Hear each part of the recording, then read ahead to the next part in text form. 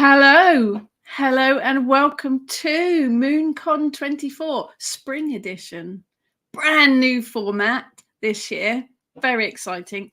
It's going to be epic.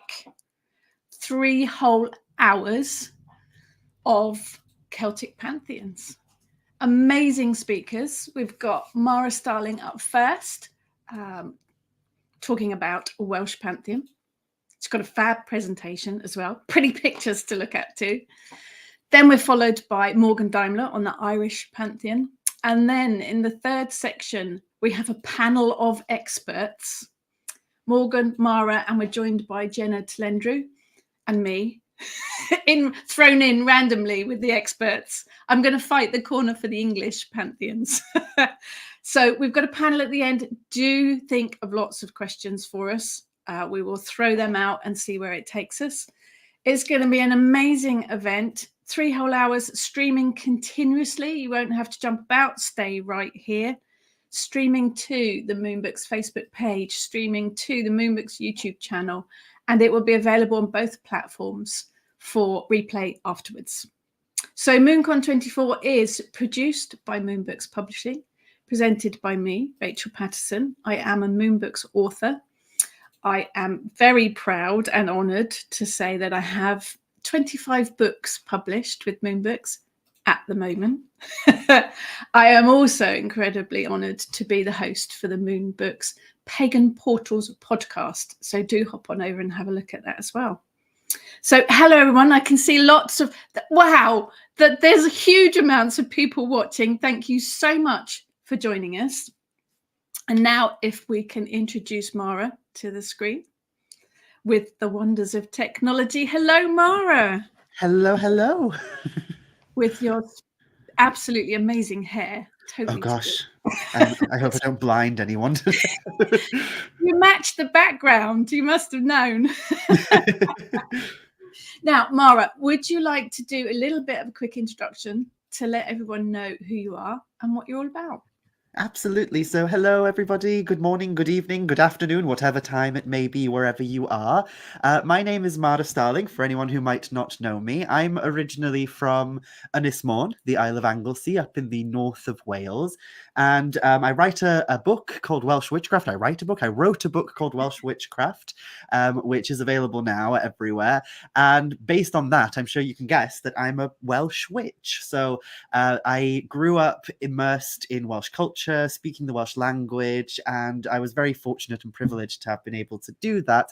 And as I grew up and became ever more immersed in the pagan world, I started acknowledging that the best way for me to connect to magic was to connect to my square mile. So by doing that, I ended up connecting to the gods and goddesses of Wales and the spirits of Wales and the folklore and magic and myth that we have here in Cymru. So my presentation tonight, of course, will be on Welsh deities, the Welsh Pantheon, if you will. And yes, I hope I can enchant you with a few Welsh stories that include all sorts of things from, gods and goddesses to magic and witchcraft that includes all sorts of things like boobs and cheese and wonderful things. So stay tuned for that. You know what I'm really looking forward to? Hearing all of the Welsh goddess and god's names pronounced properly. Oh, yes. So I am going to disappear because I'm not going to stay on the screen for the 3 hours because nobody wants that. I'm going to hand over to you, Mhara. Do have a fantastic presentation. And please, people, if you've got any questions, do throw them out in the comments and we'll see where we go with it. Have fun and I will catch you later. Oh, thank you so much, Rachel, and hello, everybody. I can see a few comments on the side of the screen, so thank you for joining me. And I hope that this will be a very interesting presentation because it's one that I've never really done before, but it's something that I'll be talking about a lot more over the next few months because of secret projects that I might talk about close to the end. Secret projects. Let's just leave it at that for now. But yes, hello, croeso, welcome. If I could get my slideshow up, here it is. Hopefully you can all see this. Hopefully it's all on your screens now. Do let me know in the comments if you can see it and that it's working and everything like that. But yes, today, we are going to be covering various different topics concerning Celtic Pantheons. That is the theme of MoonCon 2024, Celtic Pantheons. And of course, we have amazing people like Rachel Patterson and Morgan Daimler and Jhenah Telyndru and everyone who is going to be speaking about various things within that topic and niche. And my personal niche is, of course, the Welsh Pantheon, so Welsh deities. And this is going to be essentially an exploration, a very brief exploration, because we've only got an hour. Trust me, I can talk for all of Wales, so I could go on and on about these topics for hours on end. Anybody who's ever been to any of my in-person conference talks and such can very much verify that. But hopefully tonight I'll be able to keep it under an hour. So yes, welcome to this Welsh deities, an exploration of the gods and goddesses of Wales. And I have to admit something before I move forward. I have to get something off of my chest. And that thing is that I was slightly nervous to present this talk in particular and to talk on this subject. It's something that I don't tend to talk about in much detail yet over on my various platforms and such. I do touch on the gods. I have my Welsh Deities 101 videos, and I go in more depth on my Patreon. And that's not because I'm trying to gatekeep the information behind a paywall or anything. It's mostly because this is quite a controversial topic of discussion. This is a topic of discussion which some people get very up in flames about, and we're going to cover why exactly that is in a moment. And because of that, I have a little bit of nerves around talking about Welsh deities, and rightfully so, because people do of course have not just a passion and an interest in this topic, but they have a love for it as well. So the fact that they do get so passionate is just a showcase of how much they love it, which makes it all the better. And maybe I need some of those nerves to have a crackle in me today at least. Anyway, so let's move on. The Welsh Pantheon. So the first question, of course, that I think we should cover is there even a Welsh pantheon, and why might the concept of a Welsh pantheon be controversial? Now, at this point, I could start talking about how the word pantheon, of course, might mean something specific and might have certain connotations behind it, certain cultural connotations and such, that doesn't quite lend well into a Welsh cultural framework. But instead, if we're just going to look at that word in a very basic format, so if we were to kind of narrow down and pinpoint right now that we are defining pantheon in this context as just a group or a selection of deities who are the primary deities of a specific cultural expression, even when we narrow it down to that's what a pantheon means in the vaguest term, it's still quite a controversial topic here in Wales to consider that there is a Welsh pantheon. And I will be honest, there were probably people who saw the adverts for this talk, who saw me going on to things like Threads and Facebook and all of the social media platforms and sharing, hey, I'm doing a talk on the Welsh Pantheon for MoonCon 2024. There were probably some people who saw that and instantly turned up their nose and said, well, I won't listen to that because it'll be full of rubbish, because of how controversial the topic is.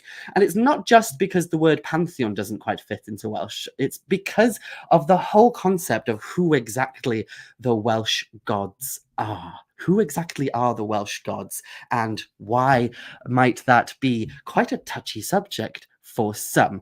So in order to touch upon who exactly the Welsh gods are, we need to first look at the lore from which we get them from, the lore from which we derive most of our information about the Welsh gods from. If you are a pagan or a witch or anybody who is, like me, a fully paid up member of the lunatic fringe, as my friend Christopher Hughes would say, you are probably aware of some of the Welsh gods, and you've probably heard some of their stories and such. Today, if you were to meet a pagan or a witch who classes themselves as working within a specific Welsh framework, and they work with specific Welsh deities, then some of the names they would utilize when explaining who their gods are probably familiar to you. These are names like Rhiannon, Ceridwen, Arianrhod, Lleithau, Gyffes, Gwynap, Nydd. There's a lot of names there that I think a lot of people are instantly familiar with. Even if they don't know them through and through, these are names that prop up a lot in books on witchcraft from all the way back as Gerald Gardner. Gerald Gardner talked about some of these through to today. You'll see these names pop up, and sometimes there's not even a mention that they are specifically Welsh. Sometimes they're just kind of placed under the umbrella term that is Celtic. They're just seen as Celtic goddesses and gods. So I've even been told in the past, when I talk about characters or entities like Ceridwen, when I've talked about the goddess Ceridwen and referred to her as a Welsh goddess, I've even had some people turn around and go, she's not a Welsh goddess, she's a Celtic goddess, which in and of itself is quite troublesome sometimes for someone like me, who is very much rooted in the culture from which I was raised in, so Welsh culture. It's often a bit odd when people try and say they're not Welsh, they're Celtic. And that's because Celtic, of course, is an umbrella term that encapsulates various different cultures, as we'll find out tonight. So it's something that probably will come up in a lot of discussion in some of the other talks, but there is no such thing as one homogeneous Celtic pantheon. There is no such thing as this pantheon of just grouped Celtic gods. It's kind of this one umbrella term that covers so many different cultures who have their own identity, their own history, their own cultural expression, their own languages. And so we're quite different, but we are related to one another in a way. But that's as far as I'll go with discussing the word Celtic and all that that encapsulates today. But when it comes to Welsh deities in particular, most of these deities come from a body of what I would personally call mythology. But a lot of people would not call it mythology. And that's because the stories that these gods and goddesses are featured in are part of a collection of legends and stories and tales that have been preserved and handed down to us in the format of medieval manuscripts. So they are in medieval manuscripts, and those, of course, were written down by monks in a very heavily Christianized culture. So if I move on to the next slide, one of those collections of stories that you've probably heard of already, you've probably already heard of this, and that's the Mabinogi. Mabinogi, we say in Welsh, Mabinogi. So Mabinogi is a collection of specifically 4 primary stories, although kind of defining them as just 4 primary stories is a bit loose there, especially because those stories can be very convoluted and can easily be split up into more than 4 as well. But we refer to them in Welsh as Pedair Cainc y Mabinogi, so that's in English the 4 branches of the Mabinogi, the 4 branches of the Mabinogi. And those are the 4 stories that come under this term Mabinogi. And one thing that a lot of people tend to get confused about, if you look on the screen right now, you have various different covers of different translations of the Mabinogi, different kind of translations that are available both in English and in Welsh. There's some English and Welsh ones on the screen right now because the manuscripts from which these stories come from are written in Middle Welsh, not in modern day Welsh. So there are also modern Welsh translations of these tales as well as English translations as well. And one thing that a lot of people get confused about is the difference between the word Mabinogi and Mabinogion. So as you can see on screen, if you look at some of those books have the title Mabinogi with the I at the end of the word, and others have an O-N at the end as well, don't they? Mabinogion. So what's the difference between Mabinogi and Mabinogion? Well, to put it very simply and very bluntly, Mabinogion is considered nowadays to be primarily a scribal error.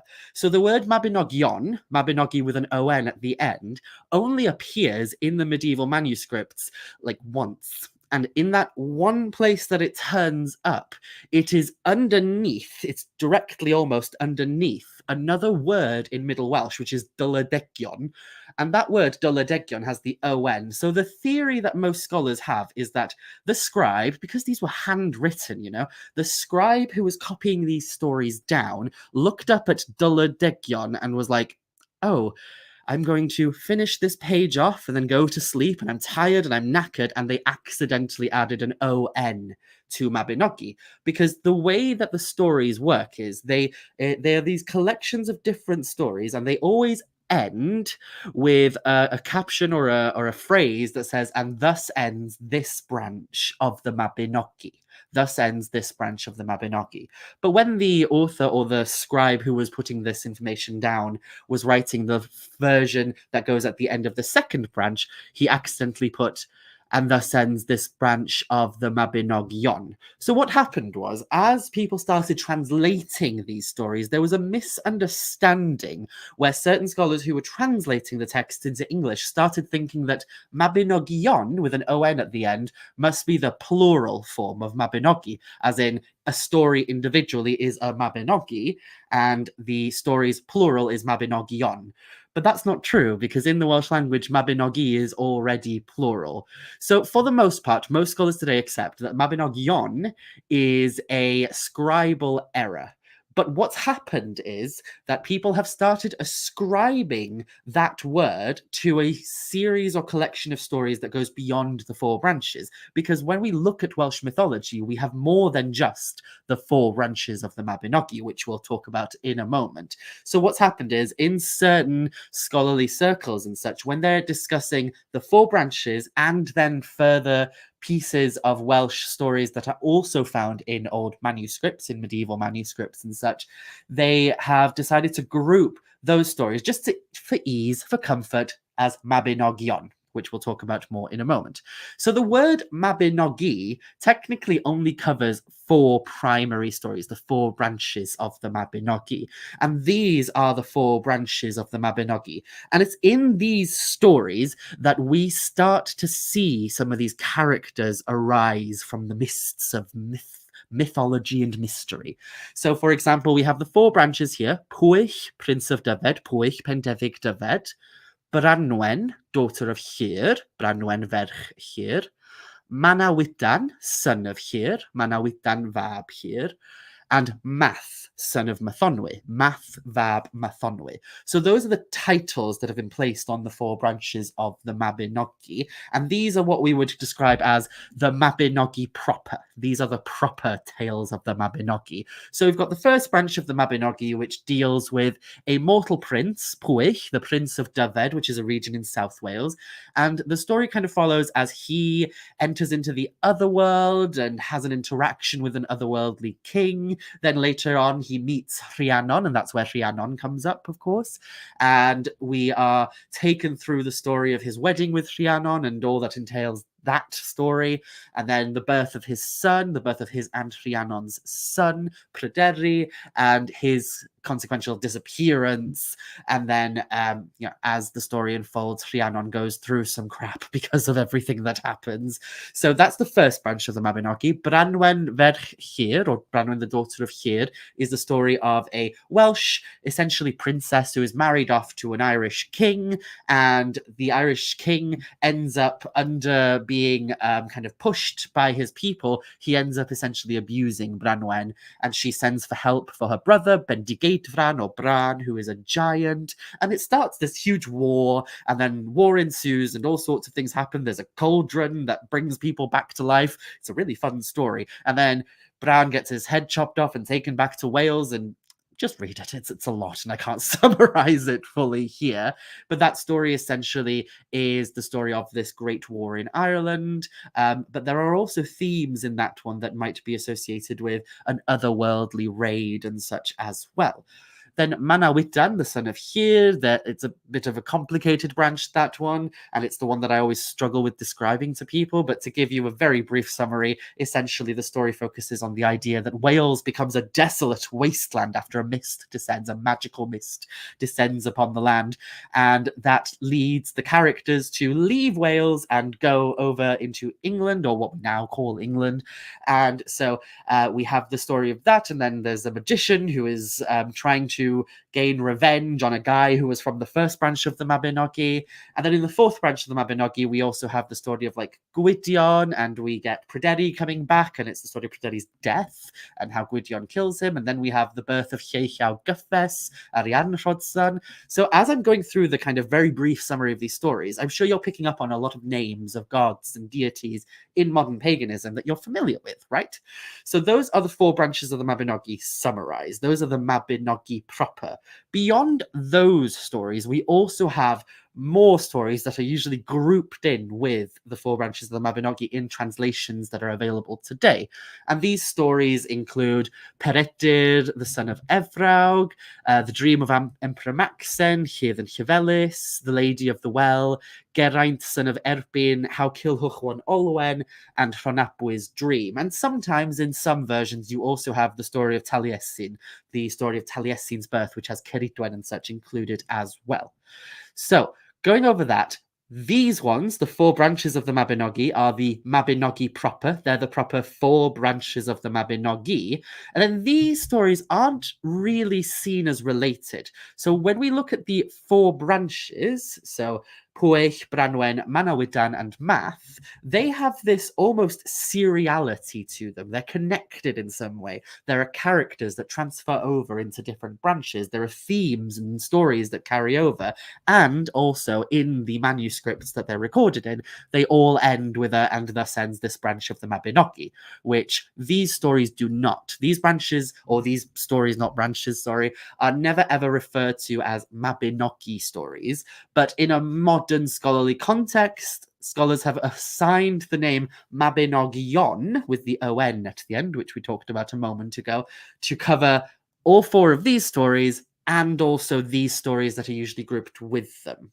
So I hope that makes some sense as to the difference between Mabinogi and Mabinogion, and also gives you a little introduction to the body of Welsh myth and how it differs from folklore. There is a misconception out there that every single folktale, legend, myth, poem associated with Wales is Mabinogi, but that's not true. These are the four branches of the Mabinogi. These are stories that are also referred to in ancient manuscripts, but are not necessarily referred to as Mabinogi, except in a modern sense under the Mabinogion title. And so these are the main primary bodies of myth and lore that we have that I would consider mythology.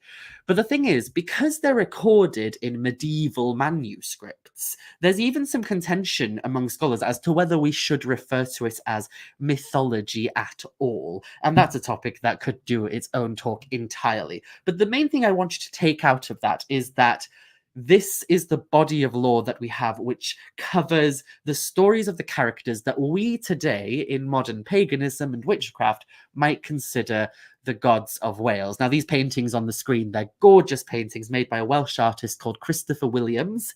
And so we have from left to right, we have Blodeuwedd on there. We have Branwen, the one of the lady who's kind of lifting her arms. That's a painting called Deffroad Cymru, so like the awakening of Wales. And right on the end there on the right is Ceridwen. So those are some of the characters that are found within these medieval manuscripts, and they today are referred to as the gods and goddesses of Wales.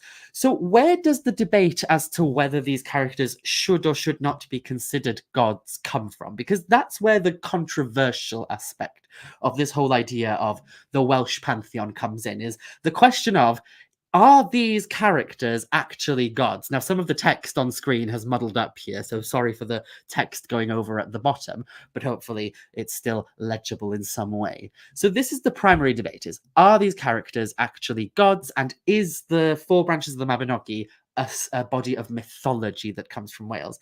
So there are many arguments for both sides of the coin, and I'm going to try and present both of them to you. So let's delve into some of those arguments.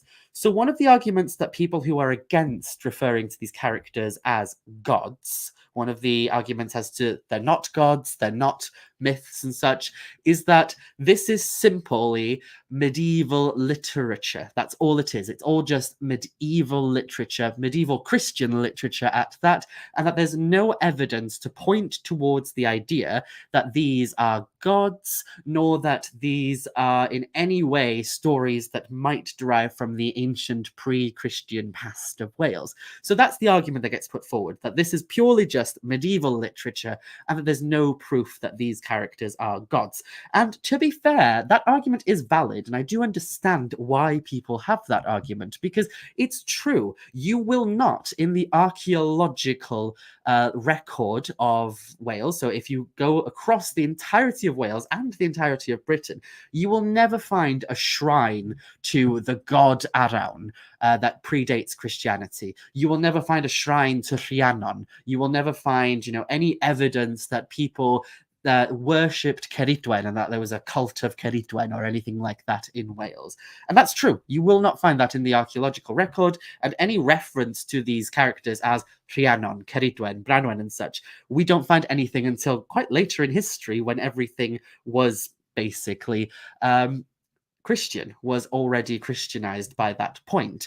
And so the argument there is, if they come from a period of time which is Christianized, and we have no evidence of them existing prior to that Christian period of time, how can we argue that they are gods? So that's the primary argument against them being gods. But then you have the counter argument as well, which is that some of the characters preserved in medieval literature seem to carry an echo of something older, and their names are often cognate with the names of other Celtic deities. And the other side of this argument as well, of course, is that the Mabinogi and medieval literature in general carries an echo of something pre-Christian. So I've talked a lot at the moment about how a lot of these stories were recorded in medieval Christian manuscripts, right?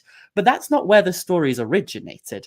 These manuscripts that we have that date back to around the 12th, 13th, and 14th centuries, there's a huge debate as to how to date the Mabinogi and such. These manuscripts are copies of copies of copies. They have been copied down so many times, and we don't know how many copies existed before the ones we have now, how long in the written record they might have existed before then. All we have is what we have, and scholarship tends to worship the written word. So if something isn't written down, if something cannot be concretely proven in written documentation, then it cannot exist, essentially, is the way that a lot of scholars approach history, which is odd to me, but that's the way it is. But there is still there are still people who will admit and accept that the stories are probably much older than the written versions of the stories. But the big question there is, how much older? How much older can the stories be? And do they potentially stretch back into a period of time here in Wales when Christianity didn't exist? Do they stretch back into the ancient Celtic pagan past of Wales? Or are they merely medieval literature?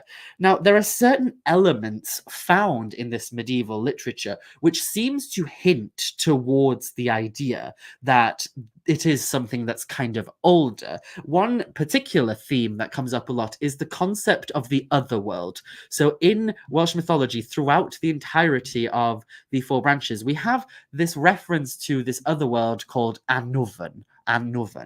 So Annwfn is this otherworldly realm which is accessible to us. It's not completely separated from us. We can still enter into there.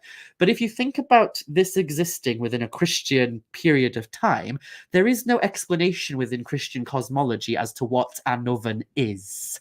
There is absolutely no explanation within the Christian kind of mindset of how the world works as to what Annwfn is, because it's another plane of existence. And there are people that live there, and they tend to have these magical-like abilities and powers. They're almost divine in their nature. They can do things that we cannot, and they have access to things that we do not. And yet this otherworldly realm is not heaven and it's not hell, so it doesn't quite fit in the Christian cosmology. So there is some debate and theory as to whether Annwfn is possibly some kind of pre-Christian idea that has made its way into the Christian literature that we have collected, essentially. And Annwfn isn't the only thing that pops up in the Mabinogi either that makes academics scratch their head and go, hey, this is probably something a little older than Christianity. There are also references to things like magic and certain types of magic, such as shape-shifting and all that. And if we to look at the characters in particular as well, you will never find a shrine to the ancient god Mabon in Wales, not as Mabon as he is written in the Mabinogi, but you can find shrines to the god Maponos. So there are some characters who seem to carry as well in their names a memory of something older. So we know that Maponos was a god who was worshipped in parts of northern Gaul and in parts of northern Britain as well. So the idea is that possibly within this body of Christian medieval literature, we have an echo of something which is far, far, far older, far, far, far older, and that it was preserved in a way that would fit into this Christian literature and such. So that's the counter argument, is that we do have this kind of evidence that there are some mythical concepts woven into the Mabinogi that are probably older than the written works we have. They do come from an oral tradition of storytelling, and how far back that oral tradition goes, we don't know. And a lot of the characters also seem to have associations or cognate names with older deities. Sometimes it's literally cognate names, so names that seem to follow in the same pattern, like with Maponos Mapon and Matrona Motron and such. Or sometimes it's like there's hints that perhaps this character might be associated with this older god or goddess and such. Like, for example, how some people will draw links between characters such as, or deities such as Rhiannon and Epona, for example. So those are the two main arguments. One argument states that these are nothing more than literary characters from a medieval Christian point of time, and that anybody who calls them mythology or gods is uninformed and silly. And on the other side, you have an argument that essentially states, well, no, because these stories carry an echo of something older, and the characters woven into these stories may also carry an echo of something that was far more important at one point in history in this place. And I hope that makes some kind of sense, some semblance. I hope I'm not just speaking utter nonsense at this point. But regardless of all that, we then have to bring in the concept of apotheosis into the question, especially if we're talking about this from the lens of modern pagan practice. Because regardless of what anyone might say as to the validity of these gods as true gods of antiquity, it would be absolutely foolish and silly of anyone to try and argue that these entities are not gods today. Whether the naysayers like it or not, people across the world are now revering these entities as gods. Altars, temples, and spiritual and magical traditions are springing up from the ground, inspired and informed by the stories of these gods or these entities, these characters, however you want to place them in your own mind. Whether or not they were gods in the past doesn't really matter, because they definitely are now. You can't find an ancient archaeological find which showcases a shrine to the ancient goddess Rhiannon, but you can find a shrine to the goddess Rhiannon in my living room over there. So, she is being worshipped now. You can find a temple dedicated to Ceridwen near Llyntegid in Bala, North Wales. You can find entire magical traditions which honour and revere these gods today. So the process of apotheosis is essentially the idea that something can be made divine over time. And I think this process of apotheosis goes beyond just modern pagan thinking as well. It's very easy to say, oh, these gods are gods now because modern pagans venerate them. But I think the process of apotheosis, of apotheosizing these gods, started a lot earlier than just the modern pagan movement as well, because these characters became embedded in Welsh culture and in Welsh identity throughout all of history. The bardic tradition sang songs of Rhiannon and Ceridwen and all of these gods that we now revere in modern paganism. They wrote poems about them. They sang their praises. They saw them as entities to look up to and revere. And as time went on, they became emblems of the national identity of Wales. They became characters that are woven into the very cultural fabric of our people.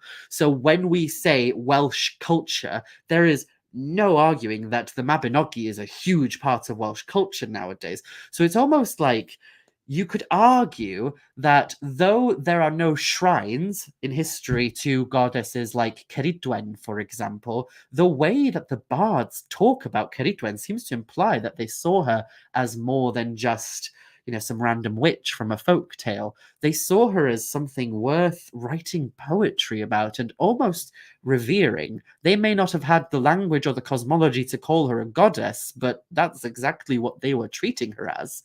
So yes, regardless of the antiquity of these characters as gods and goddesses, they certainly are gods and goddesses now. So moving on from that, let's do a little brief introduction into the gods and goddesses of Wales.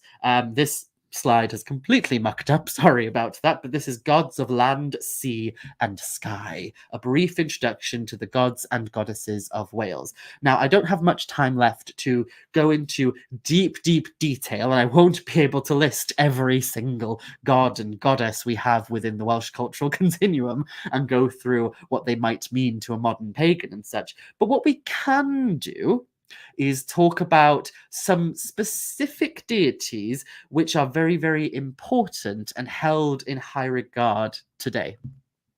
So, though most of you probably have heard of Rhiannon and Ceridwen and Blodeuwedd, even if you are not that familiar with Welsh mythology, I wonder how many of you have heard of these entities. So these three in particular: Beli Mawr, Dawn, and Hir. Beli Mawr, Dawn, and Hir. And these are three characters, or three gods, I would refer to them as in my personal life, in my personal worldview.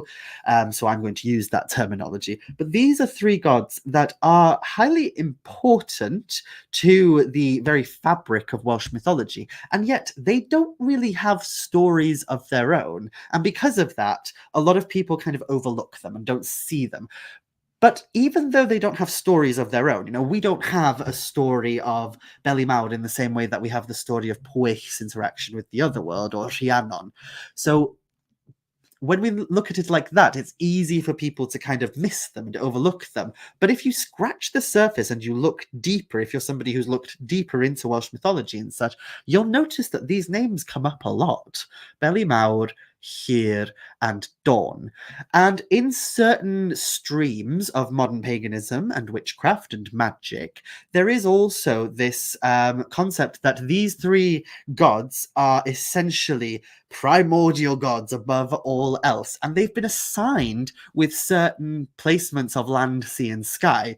So if we look at this chart here, certain associations in the concept of land, sea, and sky have been associated with these three gods. So Beli Mawr at the top there has been assigned with the realm of sky. Dawn on the right is a goddess who has been assigned with the realm of land, and Hir is a god who has been associated with the realm of sea. But if you were just reading the Mabinogi, if you were just using the Mabinogi as your primary text to try and figure out who these gods are, there is nothing that makes this abundantly clear on the offset. Like there is no line in any stories of the Mabinogi or beyond the Mabinogi, in the later tales, in what we now class as Mabinogion, the greater tales beyond the four branches and such. There is no kind of line that will read out the three gods, Beli Mawr of sky, Dawn of land, and Hir of sea. You won't find anything like that. And for the longest time, I never really fully understood why people assigned these three gods with the three realms of land, sea, and sky. Like, where does it come from?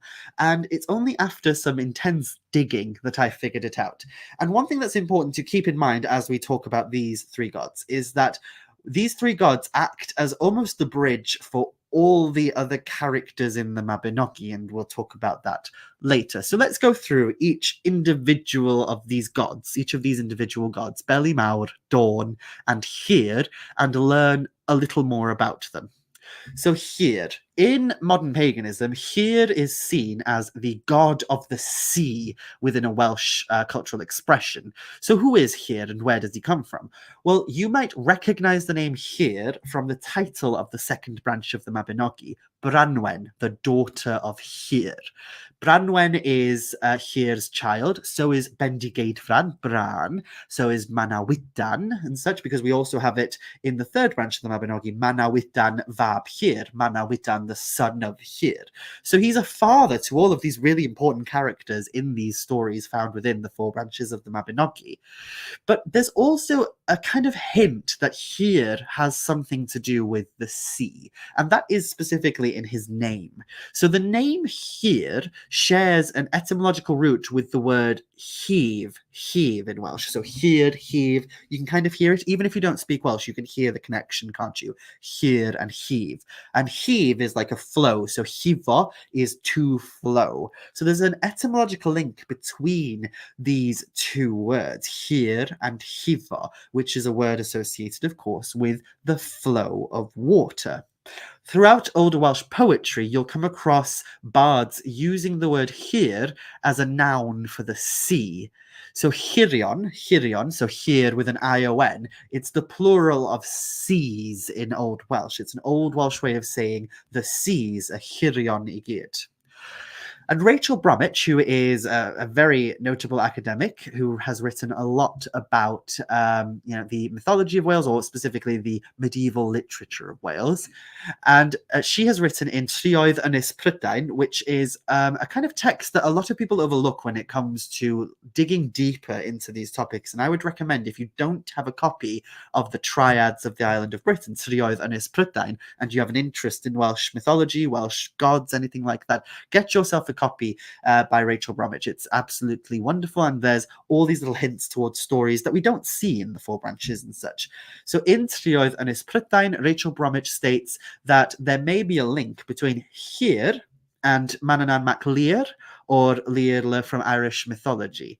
So for those of you who are a little more interested in the Irish side of things, I will put my hands up and say I don't know anything about Irish mythology and such. So if you have an interest in Irish gods and goddesses, in Irish mythology, or anything like that, then you'll already know this cognate link, this person that Rachel Bromwich is associating here with here. And that might teach you a little bit something about who here is, because these characters from Irish mythology have also got an association with the sea. So beyond that, there are also references to here throughout poetry and throughout the old triads of Wales, which show specific epithets of here.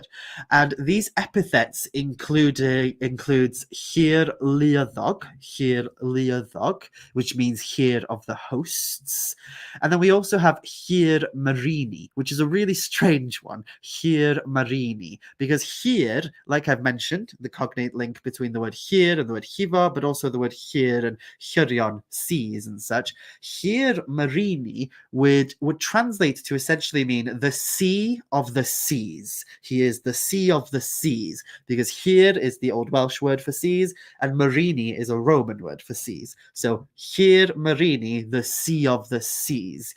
So when we look at all of this together, the etymology of his name, the fact that he's associated with certain gods from other cultures that are also associated with the sea, the fact that, he is given these epithets of being associated with hosts or souls and spirits and such, but also with the sea itself, it starts to make sense why in a modern pagan context people start to link here with the sea. So within my personal practice and within various different expressions of druidry, paganism, witchcraft and such, people view here as the god of the seas, literally the seas themselves, but they also view him as a god of bridging and connection, which we see a lot when we look at his children, such as Manawydan and Bran and Branwen. We start to see that idea of him having these associations with bridging and such. But moving on from that, because I don't have much time, we also have dawn. So some scholars view dawn as being essentially the Welsh equivalent to the Irish Danu or Anu.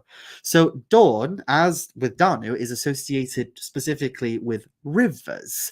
And there's also a few references that she might be connected to specifically the River Dee, which is something that is very close to my heart. And I'm speaking now about the River Dee that's in Wales and part of England, not the River Dee that's up in Scotland. So the River Dee that flows throughout Wales and also parts of England, in Welsh is known as the Afon Dyfrdwy.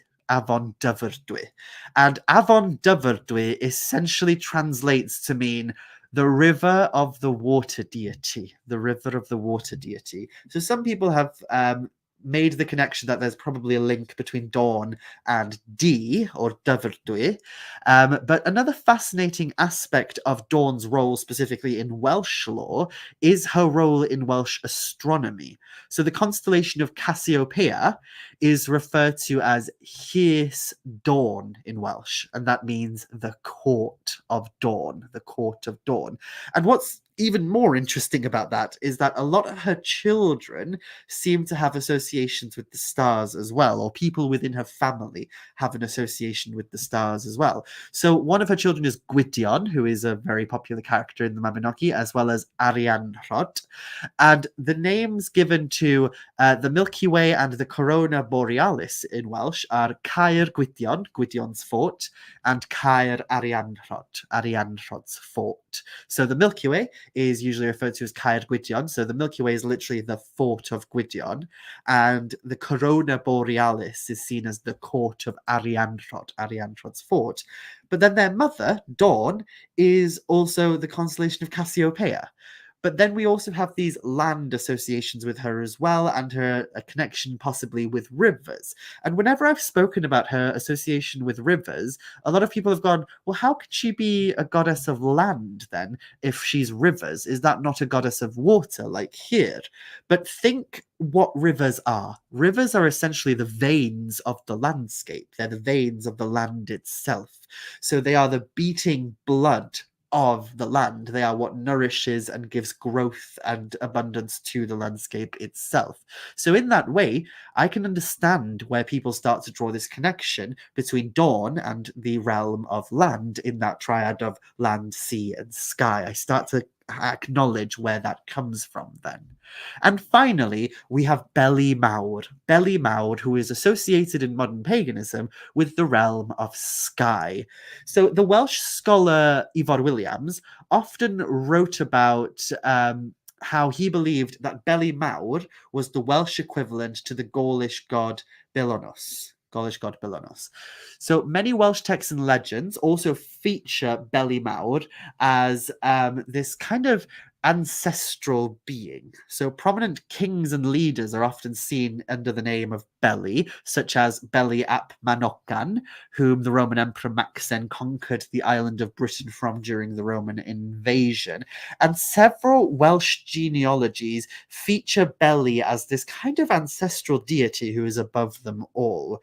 And a lot of dynasties laid claim to being descended from a Beli as well. So there's this idea that beyond being possibly linked with the Gaulish god Belenos, who for the longest time lots of people associated Belenos with the sun and such, so we can understand where that connection between the sun and sky and Beli Mawr comes from through that.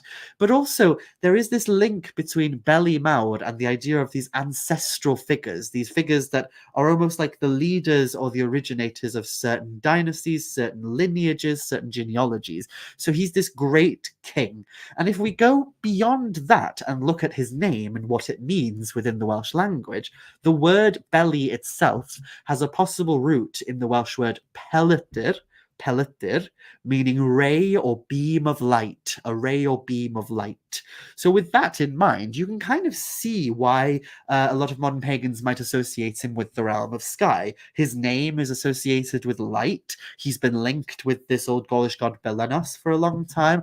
And also he's seen as this great ancestral deity or entity that creates the various lines, the various different roots of various dynasties and such throughout Wales. So those are the three primary gods, Beli, Llyr, and Dawn. And the reason they're important is because of this. When we start to look at family trees of the characters found in Welsh mythology. So for example, the house of Llyr, along with another entity called Pen Arddyn, who is a really interesting character in and of herself because her name literally means she with a golden head, she with a golden radiant head. Llyr and this golden-headed Pen Arddyn had children, Bran, Branwen, and Manawydan. So we know those characters from the second branch of the Mabinogi. So all the primary characters of the second branch, Bran, Branwen, and Manawydan, are the children of Llyr, the great Llyr, god of the sea and such.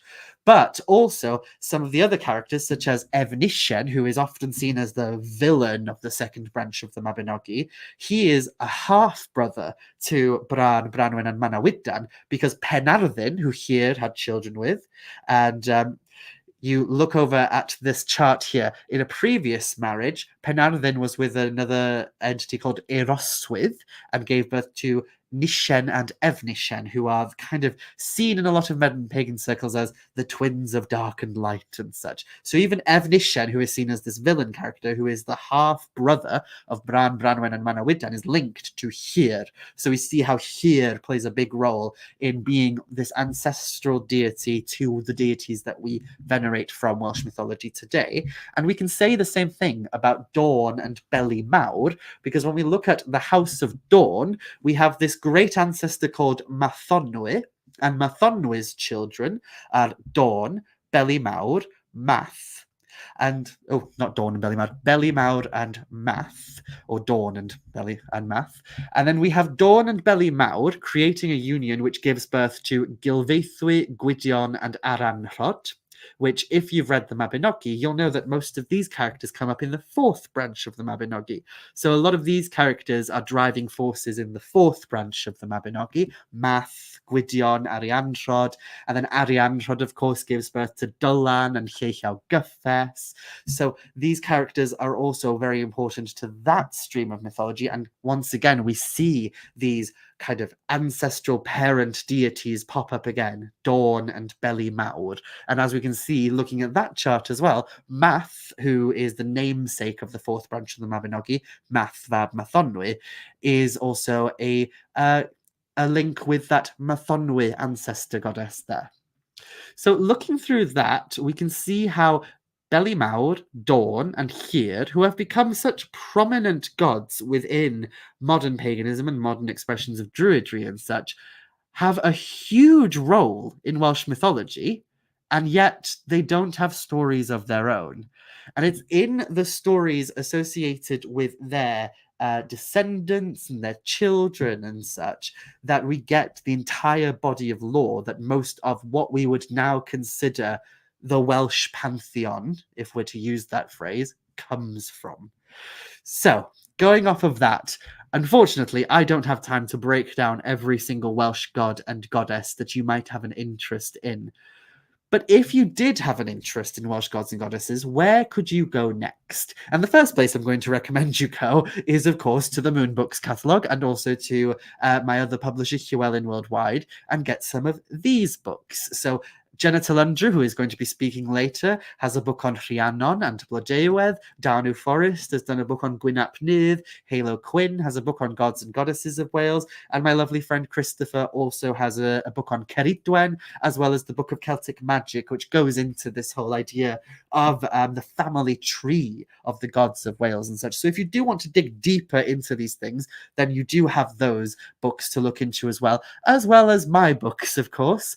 So I have a book called Welsh Witchcraft, and I do touch briefly on deities in that one, but not so much. But if you do have an interest in gods that might be associated with, say, the other world, such as Gwynap Nudd, then you might want to pick up my book Welsh Fairies, which goes into Gwynap Nudd and Novan, Rhiannon, a lot of different entities like that.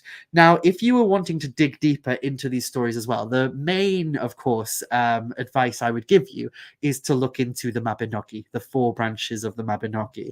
And one of the top questions I always get asked is, if people are wanting to learn about the Mabinogi and read the Mabinogi specifically, which translation do I personally prefer? And my personal recommendation is always the Sioned Davies version, which is currently published by Oxford. So the Sioned Davies version, you can get it in paperback and hardback. It reads beautifully. It's a very good updated version. And also it's good to get because of the introductory material, the glossaries, the index, all of that kind of stuff in the back. My one piece of advice would be, if you are able to, please do not stick to the free Charlotte Guest version, because as wonderful as it is that it's available for free, and as amazing as it is that Charlotte Guest made it available to the world, there are some things that have been kind of obscured from that translation, and things that a lot of academics nowadays disagree with when it comes to translations. So it's good if you don't have any other choice and you want to grab a free copy, you can find the Charlotte Guest translation for free online. But if you can spend some money, then get a copy of Sioned Davies's translation or Patrick Ford's translation, but try to get a more modern, updated translation if possible. And if you want to explore the themes found in the Mabinogi and in Welsh mythology from a pagan perspective, from a modern pagan perspective, then look into these books by these wonderful author peers of mine who are amazing authors, and I value their work tremendously. Or you can also pick up my books, which are available now. I also have a podcast and a YouTube channel because I like to try and keep the balance of free and payable material. And also you can join my Patreon to delve deeper into these topics. But I hope this has given you at least a snapshot glance into the gods and goddesses of Wales. So thank you so much. And I'm going to pass back over to Rachel now.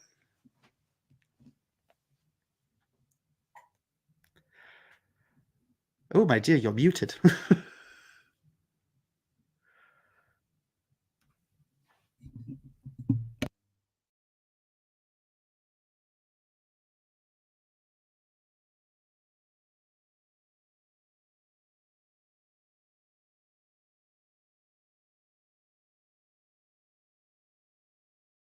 Right, helps if I have my microphone on, doesn't it? Let's start there again, shall we? Fascinating. Thank you so much. That was really, really interesting. We do have some questions. Oh, so wonderful. We can get the first question up on the screen. There we go. From Rosemary, right off the top is, do you feel that people can connect deeply with Welsh deities if they are not from or have not been to Wales? Good question. Well, to give a very, very brief, quick answer, my quick, brief answer is yes, absolutely. But to give a bit more of an in-depth answer, I believe that these deities transcend what it means to just be Welsh in and of itself, because the stories found in the Mabinogi and such speak to something of what it means to be human. And we can glean that from just, and I know I keep talking about this and people are probably tired of hearing about me talking about etymology and such, but even if we just look at some of the characters' names and such, so in the first branch of the Mabinogi, the primary character who the branch is named after is Pwyll Pendefic Dyfed. And Pwyll isn't really a name, it's a condition. It's a human condition. And it means caution or to act carefully. So I remember my parents shouting Cymera Pwyll and such. And his son is called Pryderu, which means anxiety. And when we look at it through that lens, we can kind of see the expressions of human conditions throughout the mythology and such. So I find that the stories have this ability to speak to what it means to be human itself. And so when we think of it in that way, I think people from all over the world can connect with these stories and with these deities in that regard. There's also the fact that, you know, being Welsh has very little to do with things like ancestry, DNA, or even with location. You can be Welsh and you can live anywhere in the world, and it's all about the culture and such. So as long as you're connecting with the culture of Wales, you're connecting with the land and the people and the deities, in my eyes. So long as you approach it with a respect, a reverence, and a love, and you also learn a little bit about the culture of Wales so that you can get that cultural lens as well, I find it beautiful when people find a joy in connecting with these deities and with these stories. Perfect. No, I think etymology is really important. I think we learn a lot from that because there is such a lack of information, particularly from my point in the English deities in particular. Sometimes it's the only source we have, isn't it, to add to the information that we've got. Absolutely. And it's something that I think can help with building connections on a much more visceral level as well. Because for the longest time, and I hope you don't mind me going on this little tangent about etymology and how it's helped me with my practice, but for the longest time, I never really fully understood why Arianrhod, who is from the fourth branch of the Mabinogi, why she was so popular among modern pagans and witches. Every time I'd go to a moot or an event or a gathering, people would be like, oh, Arianrhod is my patron deity. Arianrhod is the deity that I pray to mostly and such. And I always used to wonder, why? What's the connection there? Because I never really felt this deep kinship with her in the way that other people seemed to when I was younger. And yet I always felt a call to her. And it's only through delving into the etymology of her name and the way in which her name means different things that I started to unravel who she was. And, there's a whole debate as to whether it's Arianrhod or Aranrhod and such. And my personal epiphany came from the name Aranrhod. So one of the most common ways her name is spelt in the Mabinogi in the older manuscripts is Aran rather than Arian, so without Okay. the I. And when you translate Arianrhod with the I, it's basically just like silver wheel or silver hump or something Yeah. like that, or the silver mound. But when you look at it as Aranrhod, it actually translates more to the axle of the wheel, the still center point in the middle of the Okay. wheel. And she started reaching out to me and calling to me, and I felt this draw to her when I was in a point of my life where I was very unstable and things were kind of going off kilter. And when somebody said to me, I think it was Christopher Hughes actually, when he said to me, Aranrhod means, that still thing. So if we think of an axle on a wheel, the axle is that still thing that the wheel turns around. So if we think of her as that, as the axle of a wheel, she is the still center point around which everything turns, around which everything vibrates and moves. And when we look at her role in the story, that makes so much more sense to me as to who she is. And it was like a door opened, full on open, and I finally got her. I finally understood her on that deep visceral level. So yeah, I think sometimes looking into the meaning of names and what names might mean is very much like a deep visceral way of connecting with the deity as well.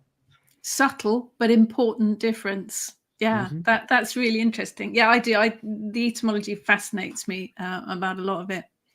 Excellent. So we have a couple more questions. If we can have the next one up on screen, as if by magic, from Andrew. Writing books in medieval times would have been quite costly in time and resources. Why would a Christian monk invest so much time and money into writing these tales down? What might have been the motivation? Oh, I'm not actually very sure what the actual Wouldn't have been motivation would have been. impossible, would it? Yeah, it would have We've got been. a deadline. Absolutely. That's what we know. But I think there are a lot of theories as to who might be the author of the Mabinogi, and I think there was a feeling. You can read into the text and see that there's a passion behind preserving these stories. There's almost a frantic need to try and keep these stories safe and alive, and they did a lot to preserve those stories. I often see people kind of get mad and go, "Oh, Christian monks, they ruined everything. I'm sure these stories would have been beautiful beforehand, and they ruined them." But I think a lot of people who think like that miss the fact that if they didn't do that, we probably wouldn't have them today, and they probably would have been lost to the mists of time.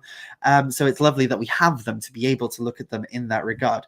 But yeah, there's a lot of theories as to who might have written the Mabinogi and the motivation behind why they would have preserved it and such. Even some theories that pushed the idea that possibly rather than being a monk initially writing them down, that initially they might have been authored by a woman, because there is this tendency to I hope nobody gets offended at me saying this, but when I read the Mabinogi, the interesting characters are the women. Like the interesting characters who have the most interesting arcs and stories and such are the women of the Mabinogi. And whoever might have, started the process of writing these stories down initially would probably have understood what it meant to be a woman. So the idea that like possibly the author was a woman makes a lot of sense to me. But I won't go too deep into that. But I don't know. I think the primary motivation was probably just to preserve the culture of Wales in particular, especially as these oral stories were starting to fade out of existence. It was important to note them down. But I can't give a definitive answer because I don't know.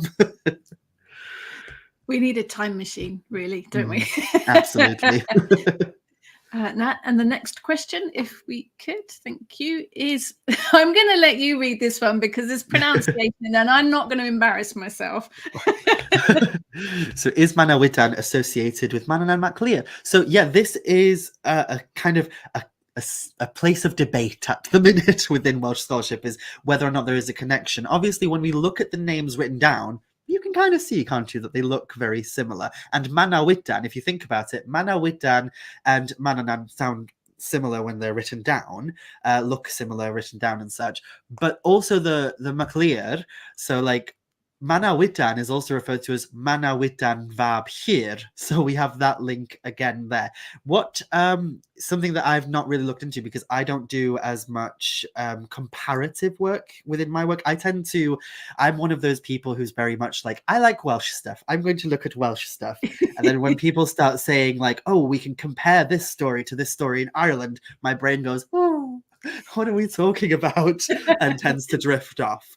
But I know that there are a lot of people who compare here to Mannan MacLear, and I've always found that fascinating because to me it would always seem obvious that Manawydan would be more of a cognate because their names sound similar and they're both the children of Hir, Lear, however you want to say it. So it is something that you can delve into, and I think it's something that scholars like Yvonne Williams and such have written about in an abundance, but it's not something that I'm tremendously knowledgeable in either.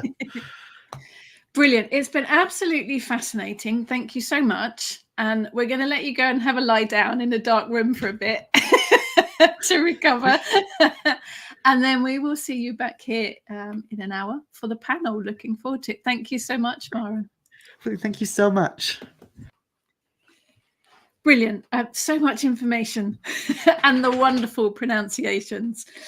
So Mhara will be back at 8 o'clock for the panel. But now we have waiting very patiently in the wings the Moonbooks legend, that is Morgan Daimler. I thought you'd like that. I'm all thrown off.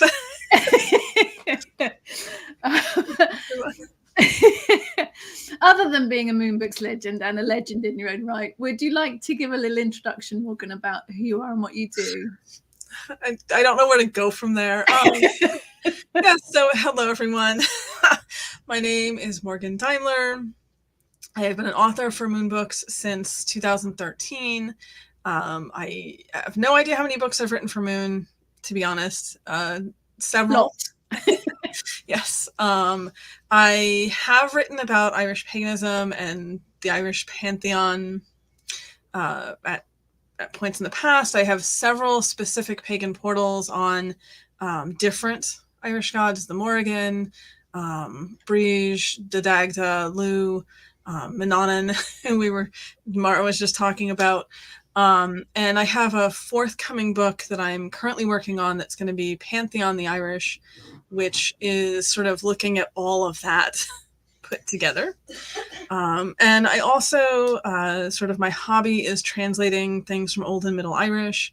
So I've done quite a bit of work with the original mythological texts, translating them. That's sort of where my knowledge base for that comes from.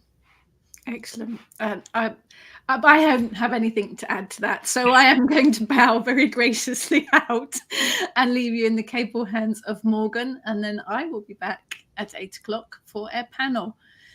Over to you, Morgan. Okay. Hello, everyone. Welcome to the Irish Pantheon.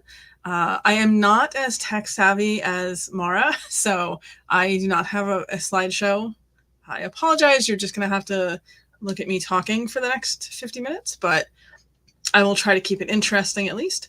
As Mhara mentioned in her own presentation, the word Pantheon can sometimes be a little problematic, a little difficult, just because it tends to imply a cohesion with these beliefs and these deities that we don't necessarily find in the older material. And I'll get more into that here in a minute.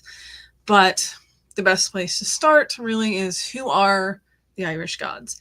And the majority of the time when we hear people talking about the Irish gods, when the subject comes up, everyone is immediately going to go to the Tuatha Dé Danann. They are sort of widely known to be the old Irish gods. And I think that's a good place to start before we get into anything specific or individual. Sort of, who are the Tuatha Dé Danann? What do we know about them? So there can be a lot of confusion with the translation of the name, Tuatha Dé Danann. Part of that is because Old Irish, while we do have quite an extensive lexicon with it, There's a lot of people that are doing really amazing work to continue expanding that. There are certain things, because it is technically a dead language, that we don't have enough context for to entirely be certain what it was supposed to have meant. And that also can be the case, such as with Tuatha Dé Danann, where there are too many possibilities. Not a problem you often run into with older languages, but it happens. And just so everyone is on the same page here, so to speak, when we're talking about Old Irish, Middle Irish, and Modern Irish, it's kind of like talking about Old English, Middle English, and Modern English. So they are languages who developed from the previous version, but that previous version in many cases can be significantly different. Someone who speaks or reads Modern Irish would not be able to understand the majority of particularly the oldest Irish that we have in writing. So just something to keep in mind. Tuatha Dé Danann is most often translated or understood as people of the goddess Danu. Fairly straightforward. Tuatha is an easy word to translate. After I gave that whole speech about the difficulty of translation, Tuatha is easy. It is a word that can be used for a large group of people, usually sort of with the implication of them being related or connected to each other. It's also a word that can be used for a country or a region, territorial kingdoms. It is important to understand, I think, that the word Tuatha in the original context, in the original language, would have been specifically a group of at least 3,000 people. It's not a small group. It would have been a regional or territorial group, so fairly large and expansive. And I mention this because I do find that because we only have a certain number of named Tuatha Dé Danann, named Irish gods, that there can be an assumption that the ones we know, particularly the most popular ones that we know, are kind of everything there is, that was it, that was all of them. But what we actually find is that this would have been a massively large group of beings. We just only have the recorded names of a selection of them. And we actually have more names than most people realize, but a lot of them show up once in sort of an obscure story. So don't really know anything about them. But anyway, so Tuatha, straightforward word, group of people. Think of it like a regional kingdom, and you'll be pretty close to what that term is supposed to be conveying. Where it gets tricky is the next two words in the term.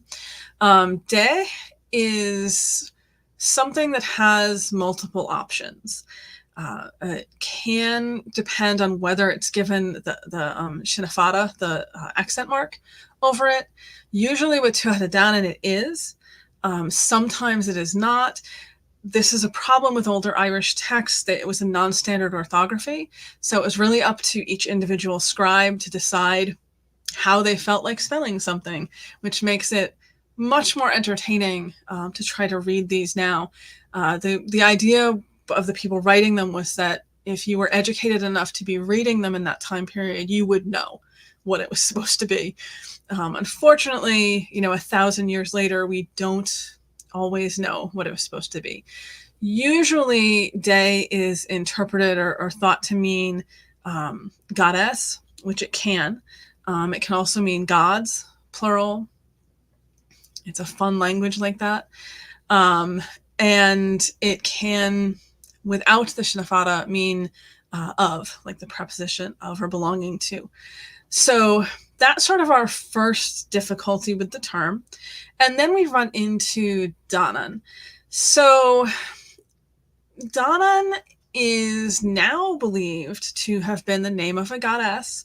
Many people are familiar with her as Danu. The issue comes in that we only find references to her where her name is in a very specific grammatical form, which would be Danann. It's like the possessive, I believe.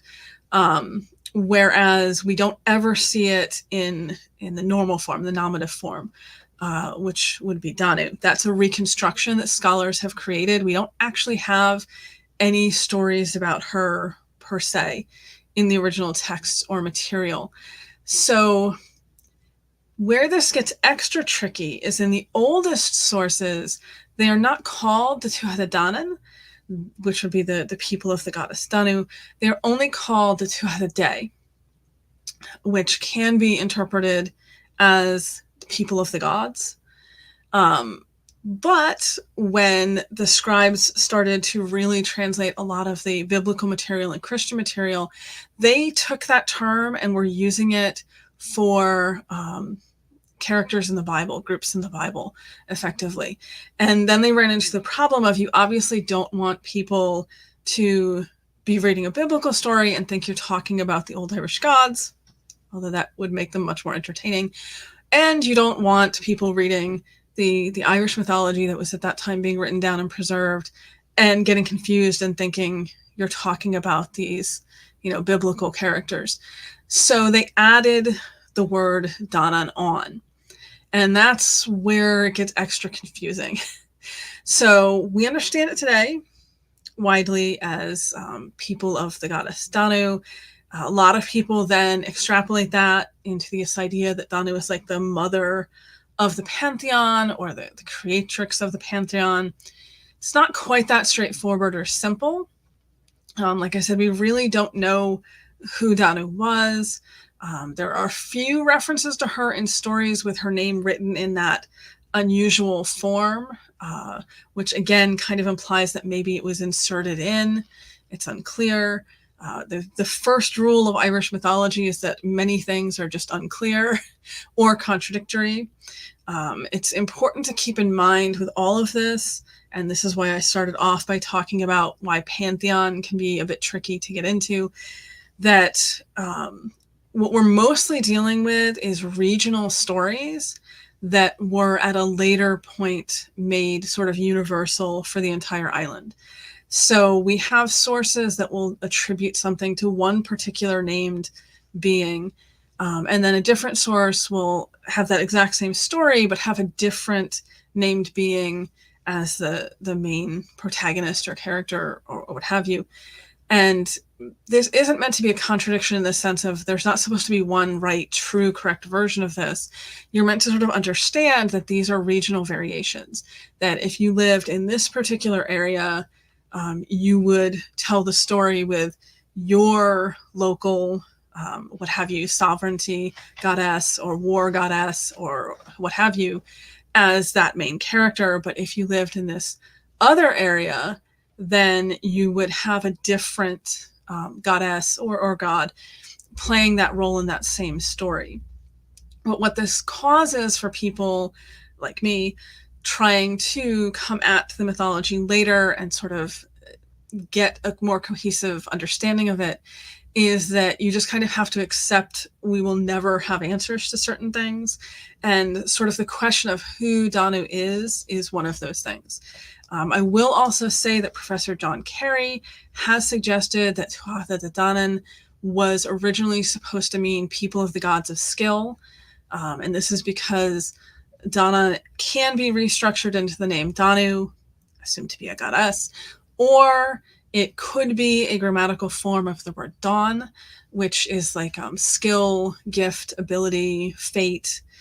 It's a word that has a lot of different meanings. But in this context, Professor Carey was interpreting it to mean skill, and then it would be people of the gods of skill, which would make a great deal of sense applied to this particular group of beings. So I realize that was quite a lot on what Tuatha Dé Danann means, but I think that's where we need to start with this, because you have to sort of understand that and the concept of a wider concept of who these beings were before we start to dig into any more specific details. So when we look at the Tuatha Dé Danann, they are structured, they exist as a culture within themselves. They have kings, I should say high kings, often have queens, they have bards and poets, they have warriors, they have all of these different people. It is effectively a kingdom, and you have all these different roles being filled by these different people, these different characters. It's much more complex, and one of the problems that we often run into fairly quickly talking about the Irish gods or the Irish Pantheon is people sort of will default to the more modern way to understand pagan gods by looking at them as the god of or the goddess of. And yes, I did a few minutes ago refer to, sovereignty goddesses and war goddesses. And it's difficult not to pigeonhole them that way sometimes. But it's important to understand with the Irish mythology that it really doesn't work when we're trying to find, the god of agriculture or the goddess of sovereignty, the way that we can with other classical Mediterranean pantheons, where it's a slightly more straightforward, still complex, and I don't want to downplay that, but slightly more straightforward. Because Irish mythology is so regional, what we find instead is that each different area would have had its own sovereignty goddess, would have had its own war goddess. So the result we get is that we have multiples of all of these things. When we look at the mythology of the Tuatha Dé Danann, the old stories, we find at least a half dozen gods who are explicitly named as the king of the Tuatha Dé Danann at different points. And they have this very complicated list of who was king and for how long, and then who came in next and for how long. I should also probably note that if you start to read the mythology, one of the particularly interesting things about the Irish gods is that they will often be killed in stories. They will die. It will be very dramatic. Everyone will be very sad. And then a few sections later in that exact same story, that being will be back. And no one will really comment on the fact that they, were horribly unalived a few sections before. There seems to be this concept just kind of intrinsic in Irish mythology that death is not a permanent state for the gods. Many people, I'm sure, are familiar with the story of Dian Cet and his son Miach. Dian Cet had healed one of the Irish kings when he had lost an arm by replacing that arm with a silver arm that had all the same motion and movement as an arm of flesh and blood. His son Miach decided that was not an acceptable healing, and he then stepped in and replaced the silver arm with the original arm, having healed it from its state at the time, which was 7 years after it had been lost. So apparently the arms are very sturdy even when they're not attached. And his father, Dian Cet, who is the premier healer or physician of the Tuatha Dé Danann, was so upset about this that he ended up striking his son 4 blows. And the first 3 Miach healed. The 4th one, however, was fatal. And he dies and he is buried. His sister Eirmith comes and, is very sad and mourning. All these healing herbs grow up from the ground. And there's a whole big section in this story. And, a lot of people hear this story and then have various takeaways from it about jealousy and assorted things. But several sections later in that exact same story, we see Miach with Eirmith and Dian Cet and one of Dian Cet's other children around this healing well, working for the Tuatha Dé Danann. So clearly Miach's death, as dramatic as it was, and the grave and the herbs and all of that, was nonetheless not permanent. He did return, and he obviously did not hold a grudge against his father because they were all working together for this common goal. And I just mention that because when you're reading the mythology, when you're getting into the stories, you will come across these examples where a specific deity is said to have died or been killed. And that can puzzle modern pagans who are not used to this idea that the death of that deity is just a temporary thing in that particular story. And then they show back up and everything is fine, which is normally how it goes. So I guess a valuable lesson about the Irish gods, as an aside, that death is temporary for them. They always come back. That just made it sound like a horror movie. I apologize, but they do always come back. So we have a different approach to the entire concept of gods of. And I just mentioned in that last little story that I told, we have not one god of healing, we have at least 4 that are mentioned. Diakhet is said to be the premier one of them. He is the most famous, he is the most well-known, but he does have these children who are also healers, who also act in that way. So it just shows the layers of this and the complexity. A lot of people, I assume, are familiar with the Morrigan. She's pretty well known as a goddess of war. Ireland is particularly interesting, I think, because unlike many other Western European cultures, where anything relating to war or death or battle tends to be sort of the purview of a god, a male deity, in Ireland, we find it as the purview of goddesses.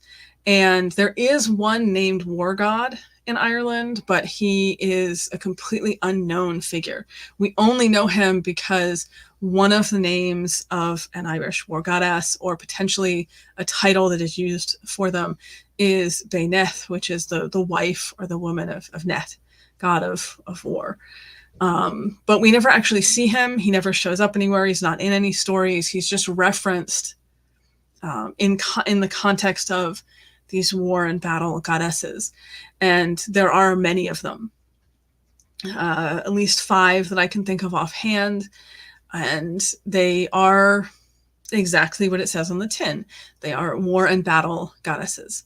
They are beings who exist for that concept.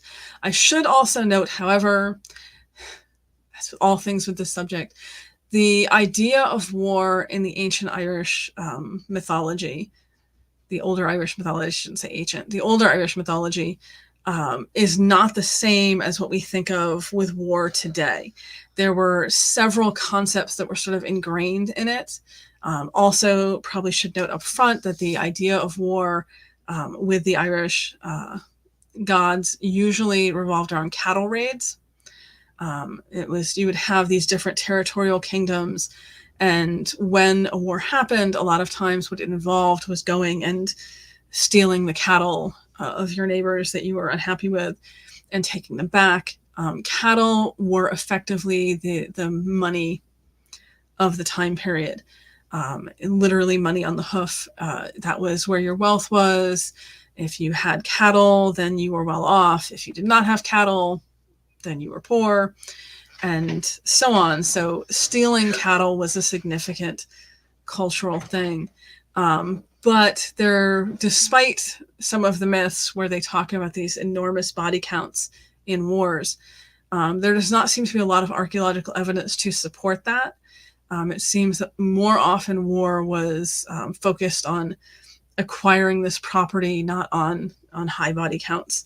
So very different concept. They also had something called, and my mind just went completely blank on what the Irish is, which is enormously embarrassing.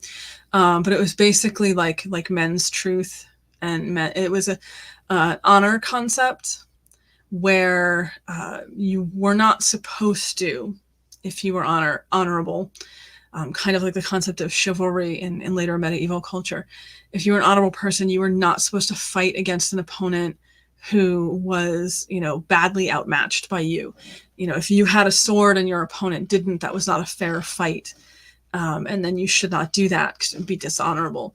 How much this was actually adhered to within the living culture of the time, we will never know. But in the stories and the mythology and the histories, there was usually a lot of emphasis on this idea of fair fights and fair contests. So when we talk about war in the context of the Irish gods, just important to keep that in mind, that it was a very sort of ritualized affair, and it was mostly focused on stealing cows. So we have these goddesses who are associated with this, with sort of the death and the slaughter and the battle. And I do find that a lot of modern pagans are starting to try to downplay this to make this more palatable by trying to argue that these were not explicitly war, battle, death goddesses, that they were actually something slightly more acceptable. And I've seen different versions of this, particularly with the Morrigan. But I do think it's important to understand that these were goddesses who had that role, that this was who they were and sort of what they were known to do within the understanding of the context of what war was at the time in the culture. So I do not want to get too much off on that, because I could probably talk just about the Morrigan and war goddesses for the entire hour, and no one is here for that. So we will move on. But things to keep in mind when we talk about Irish gods, Irish goddesses, even when we do sort of say they are mainly associated with certain things, just try to keep in mind that they would not be the god or the goddess of that particular thing. There is not one Irish war goddess. There is not one Irish agriculture god. It's usually multiple different beings that would be associated with that or have connections to that. It's very complicated and, again, very regional. And I wish people would embrace that idea of these regional variations and regional stories. So I've got totally off track from my topic list here, but the same thing applies to goddesses of sovereignty. Although you will find references in some of the stories to the idea that there are three main sovereignty goddesses. That would be Banba, Era, and Fatla. We also find references to multiple other goddesses being sovereignty goddesses. So it seems to have been the goddess who gave that particular regional king his right to rule, as opposed to one wider universal goddess who covered that entire concept. I hope that makes sense to everyone. So the other thing that I want to quickly touch on as we're talking about the two-headed Danann in a general sense is the question of, are they gods?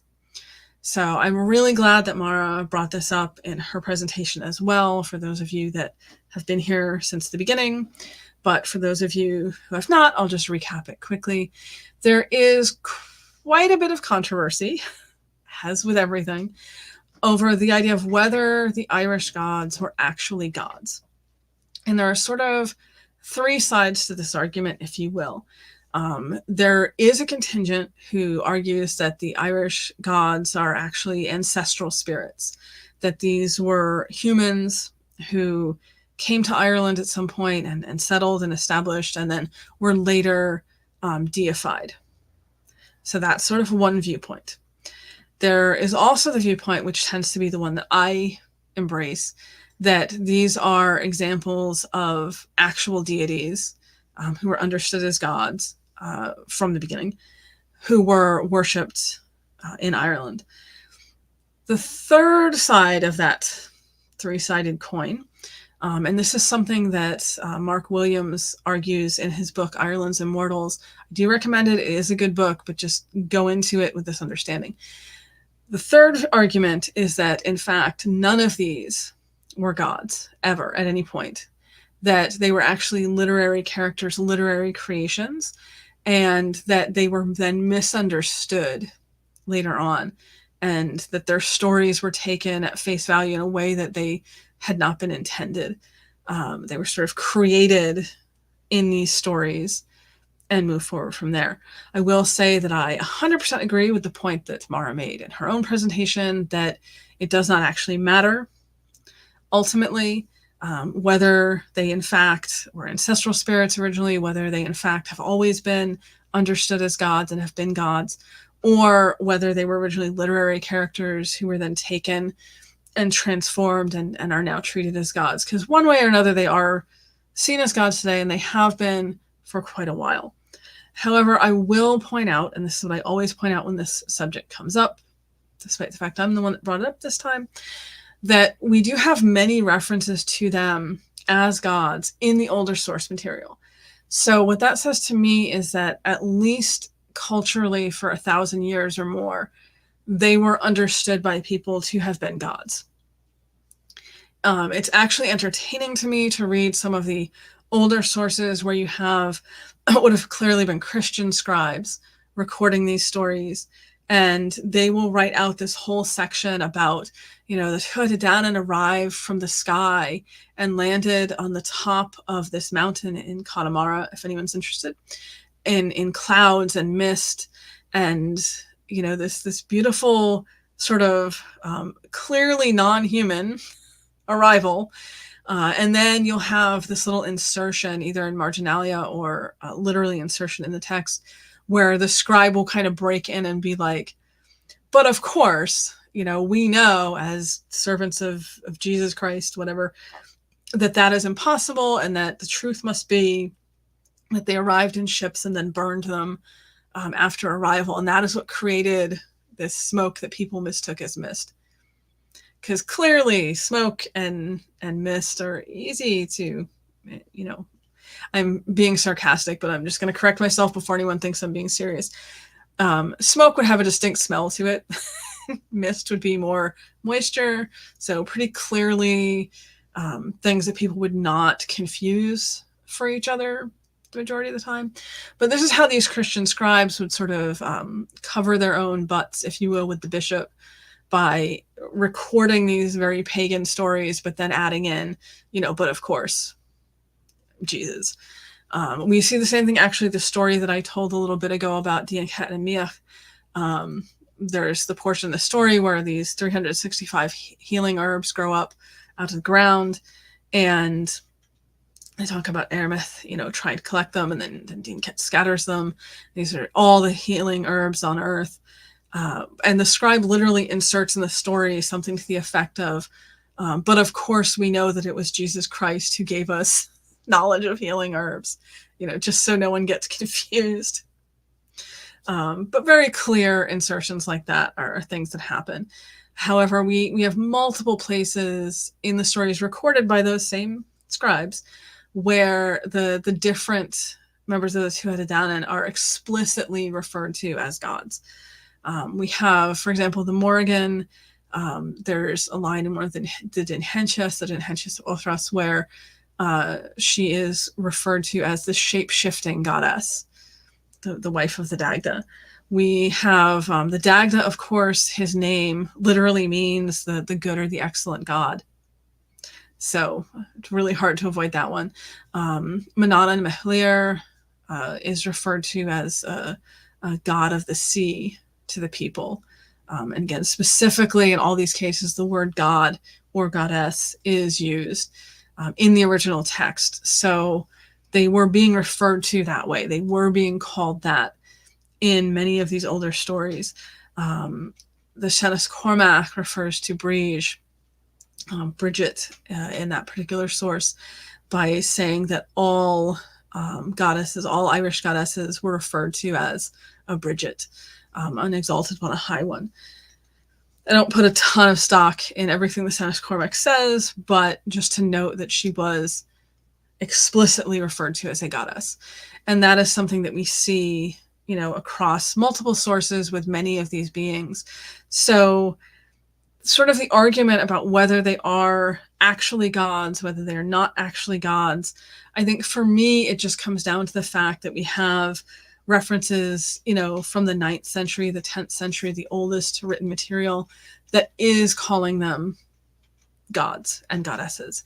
It actually isn't until we get into like the late 16th, 17th, 18th centuries where we start to see these beings more explicitly being euhemerized, not being considered gods. Sort of the arguments come in that, for example, the Morrigan is just a terror of the night, sort of this, scary fairy, effectively. We really don't see any of that happening until comparatively much more recently. When you go back to the much older texts, it's a different story. They were pretty obviously understood as gods. So who are the Irish gods? Usually the answer is going to be the Tuatha Dé Danann. Who are the Tuatha Dé Danann? I tend to favor Carrie's interpretation. Gods are people of skill.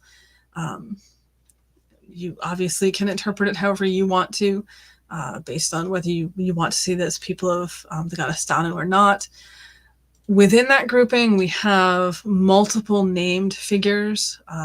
I've mentioned several of them already, but I do want to add, and I should have been more clear, Manannán mac Lir is an interesting character in the stories, as an interesting god, because in the oldest material, he is not one of the Tuatha Dé Danann. He predates them in the stories.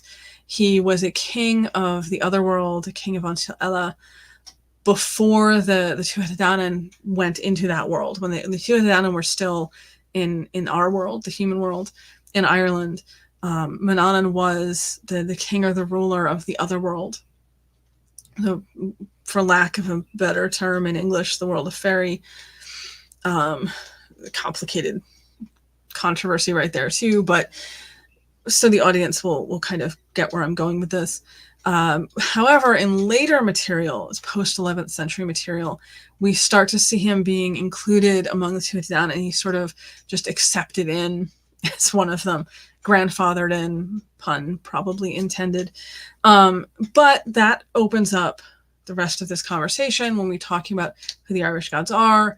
While generally the Tuatha Dé Danann is going to be the answer, if they're a named member of the Tuatha Dé Danann, they would have been understood as one of the gods.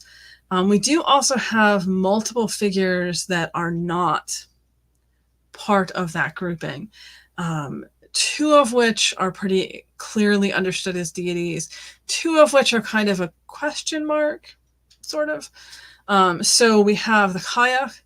Cailleach is an interesting word. It is not a name. Many of the names that we have for the various Irish gods are actually titles. And this is sort of an example of that. Cailleach is usually interpreted now as like crone or hag, sort of older woman, witch. In the original language, in the Old Irish, it meant veiled one, a veiled woman. And it could imply either a nun, a woman who has taken vows to the Christian church, or an older woman. That's kind of get that hag crone association. It's a Latin loan word, which is not uncommon in older Irish texts. It's borrowed in from the Latin pallium, which means a veil, veiled sense, veiled one. So the Cailleach, one of the things that makes her interesting is that there is some supposition about what her name actually is. There's various theories. Daithí O'Hagan has several in his book, The Lore of Ireland. If you're really curious about it, I obviously discuss it in my books as well. But one of the possibilities would be buí. Buí, of course, is the Irish word for yellow. But it is also given as her name in at least one source. And interestingly, buí is also the name of one of the god Lu's wives. So if that is actually her first name, that would make her one of the Tuatha Dé Danann, although that connection is not kind of widely acknowledged today. If not, the two of the other possibilities, actually three, I should say, the other possibilities are related to what would have been local sovereignty goddesses. This would have been in, around the Cork area, Cork and some parts of Kerry, southwestern Ireland. So that's where the majority of Hermes' stories are. This, of course, would be specifically the Cailleach Mhara, I should say. There are a couple other Cailleachs that show up in Irish folklore, as opposed to the older mythology, but it gets very confusing whether they're supposed to be the same Cailleach who is seen in all these different places, or whether these are, again, these regional variations, and they're just using that term Cailleach for that particular being.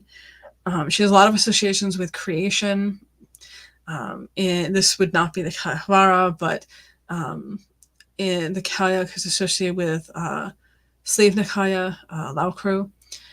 It was said that she was hopping from hilltop to hilltop with an apron full of stones, and that the stones fell out and then created sort of this mountainous range beneath her. So we have stories like that, those sort of connections with her. She is a very fascinating being. And again, I don't want to get too much off into that, or I will just spend the next 20 minutes just talking about her. But fascinating character. I personally think I lean into the idea that she probably is one of the two-headed Anan, whatever her original name was. And we've just sort of lost those connections and those stories. It does get difficult sometimes when we lose the original name for a being. We have the same issue with the Morrigan. Morrigan, of course, is also a title, and it is a title that is applied to other beings that we do have the names for, Baib and Macha particularly. But we don't actually know what the Morrigan's proper name is. There's a couple possibilities, and so then people argue quite a bit over that, for which theory they prefer. Ultimately, though, we don't know. We don't have that information anymore, and that is the same sort of issue we find with the kayak. We also see another being named Crom, sometimes Crom Cruach, sometimes Crom Duv. He is a big controversial figure. I will say up front that I believe whatever his actual origin story is, he is certainly understood as a deity today. Whether he is a positive deity or not is another hugely controversial topic. Some people see him as sort of representing entropy. Other people see him as sort of this maligned, misunderstood harvest god. There's options. I tend to fall into the first camp personally, but to each their own. A lot of scholars have suggested, and I am prone to agreeing, that Crom probably was actually a literary creation initially. His oldest appearances in the stories, he always appears with St. Patrick one way or another. Usually St. Patrick shows up and either drives him out or destroys his idols, that sort of a thing.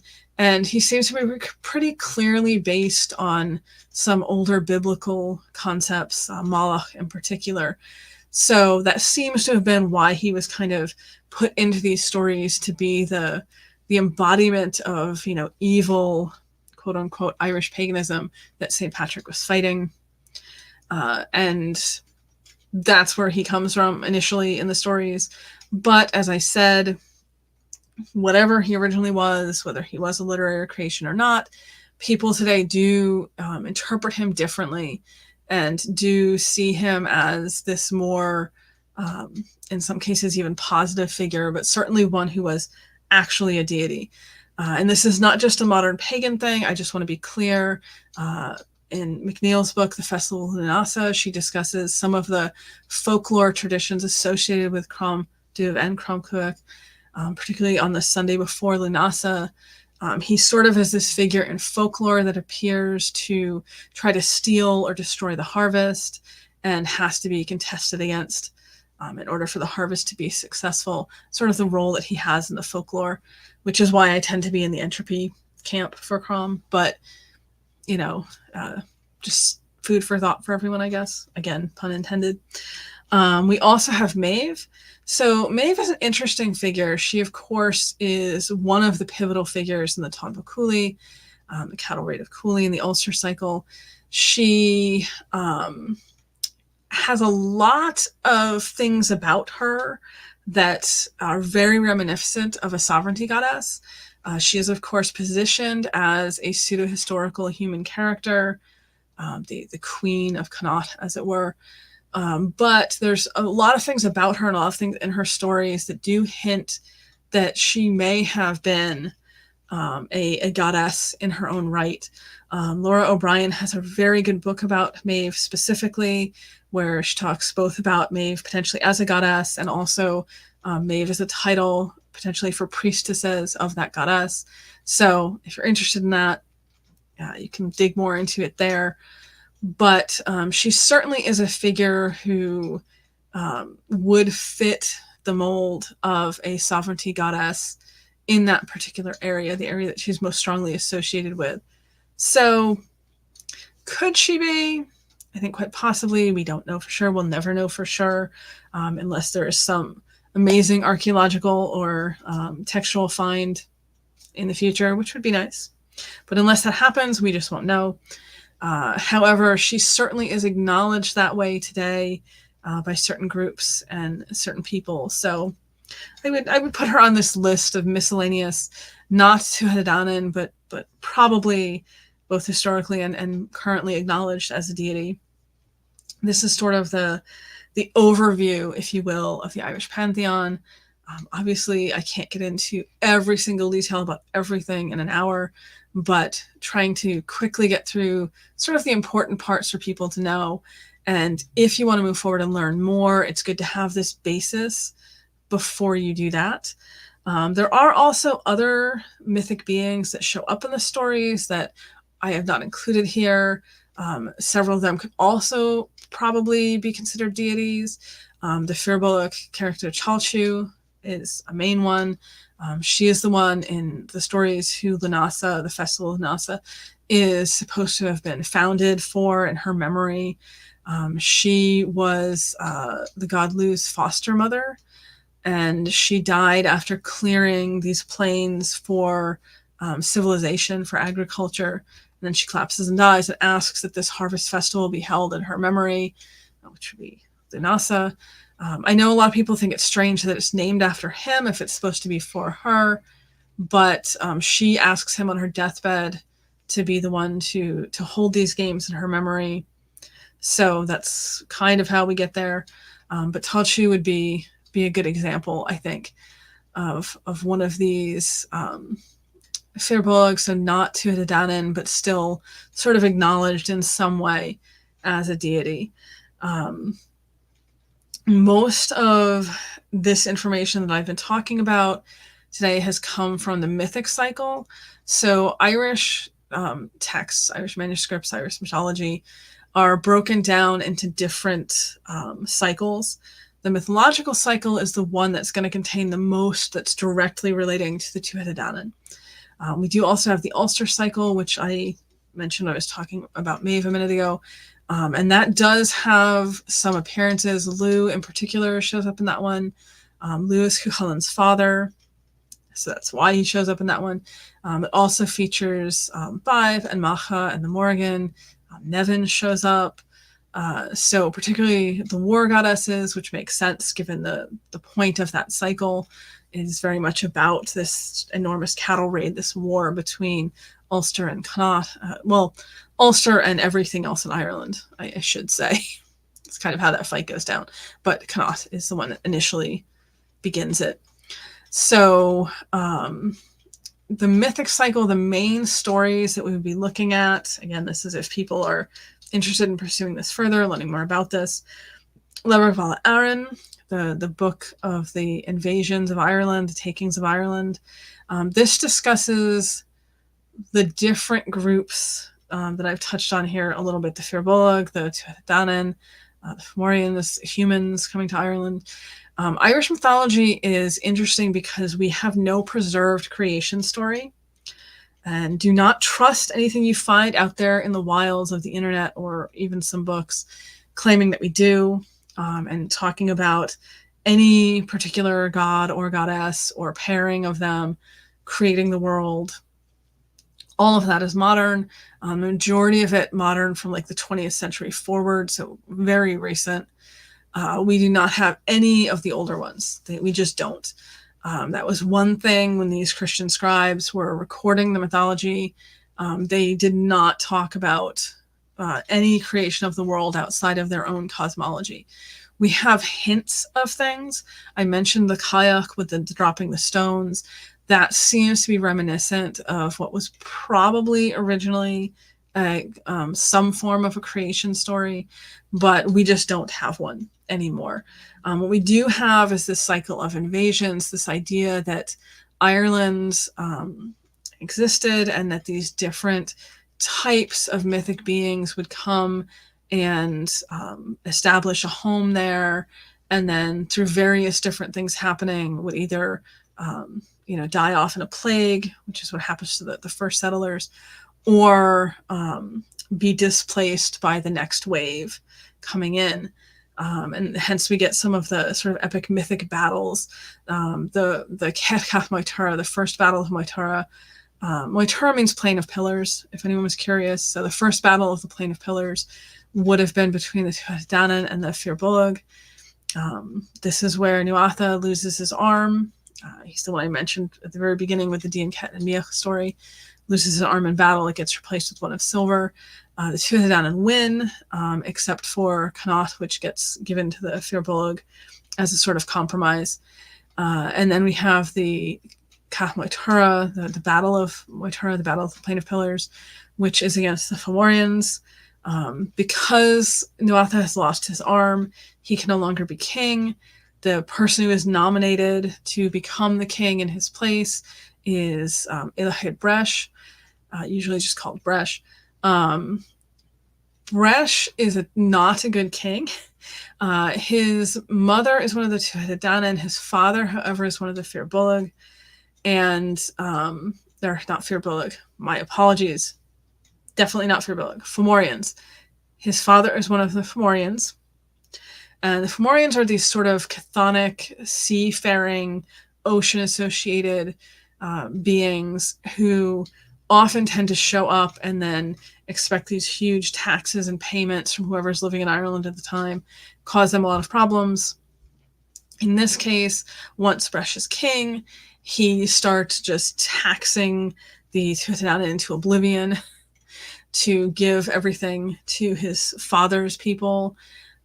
He also was just not a hospitable king. When people would come to visit him, he would not feed them well. He would not entertain them. He wouldn't do any of the things a king was supposed to be doing at the time. And so he eventually is deposed. The Tuatha Dé Danann sort of rise up against him, and there's this big battle between the Tuatha Dé Danann and the Fomorians, which is one of, in my opinion, the most pivotal stories we have in the Irish mythology. We also have the Dinhenchas, which I mentioned briefly talking about the Morrigan earlier. Dinhenchas are like place name stories. So they're always focused on one particular location and sort of the stories associated with that place. But a lot of them will also tie into this mythology. The Irish gods will show up all over the place because they're very regional, as I've mentioned probably a million times at this point, and they're very tied to particular locations and the stories of those particular locations. So the Dinhenchas is a good source for learning more about these beings, understanding them better. We do find some references, and particularly to Manannan. Manannan in Hilir gets around, and I do mean that in every way you want to take it. He shows up in the cycle with Finn MacCool, generally sort of causing problems for Finn and his people. He shows up in the cycle of Kings, particularly with the conception of Mongan. He basically leaves the otherworld to go to Ireland to father a child on a human queen, because the child is going to be significant. Hence why there's a whole bunch of stories named after that king. So we do find these members of the Tuatha Dé Danann and the other Irish gods that are not members of the Tuatha Dé Danann showing up in other stories outside of the mythic cycle. But the mythic cycle is really your best bet to get the bulk of this. I will say quickly, as I'm wrapping this up here, that you do need to be cautious with translations. A lot of what is available, particularly free online, is over 100 years old, was written in the Victorian era by translators who were very upfront about not wanting to translate certain material that they felt was inappropriate for their audience. The Cath Moytura suffers a great deal from this. The Whitley Stokes translation, which is free online, is probably the worst option. You could go for that story because he pretty freely cuts out entire passages and also adds some things in that he felt should be there.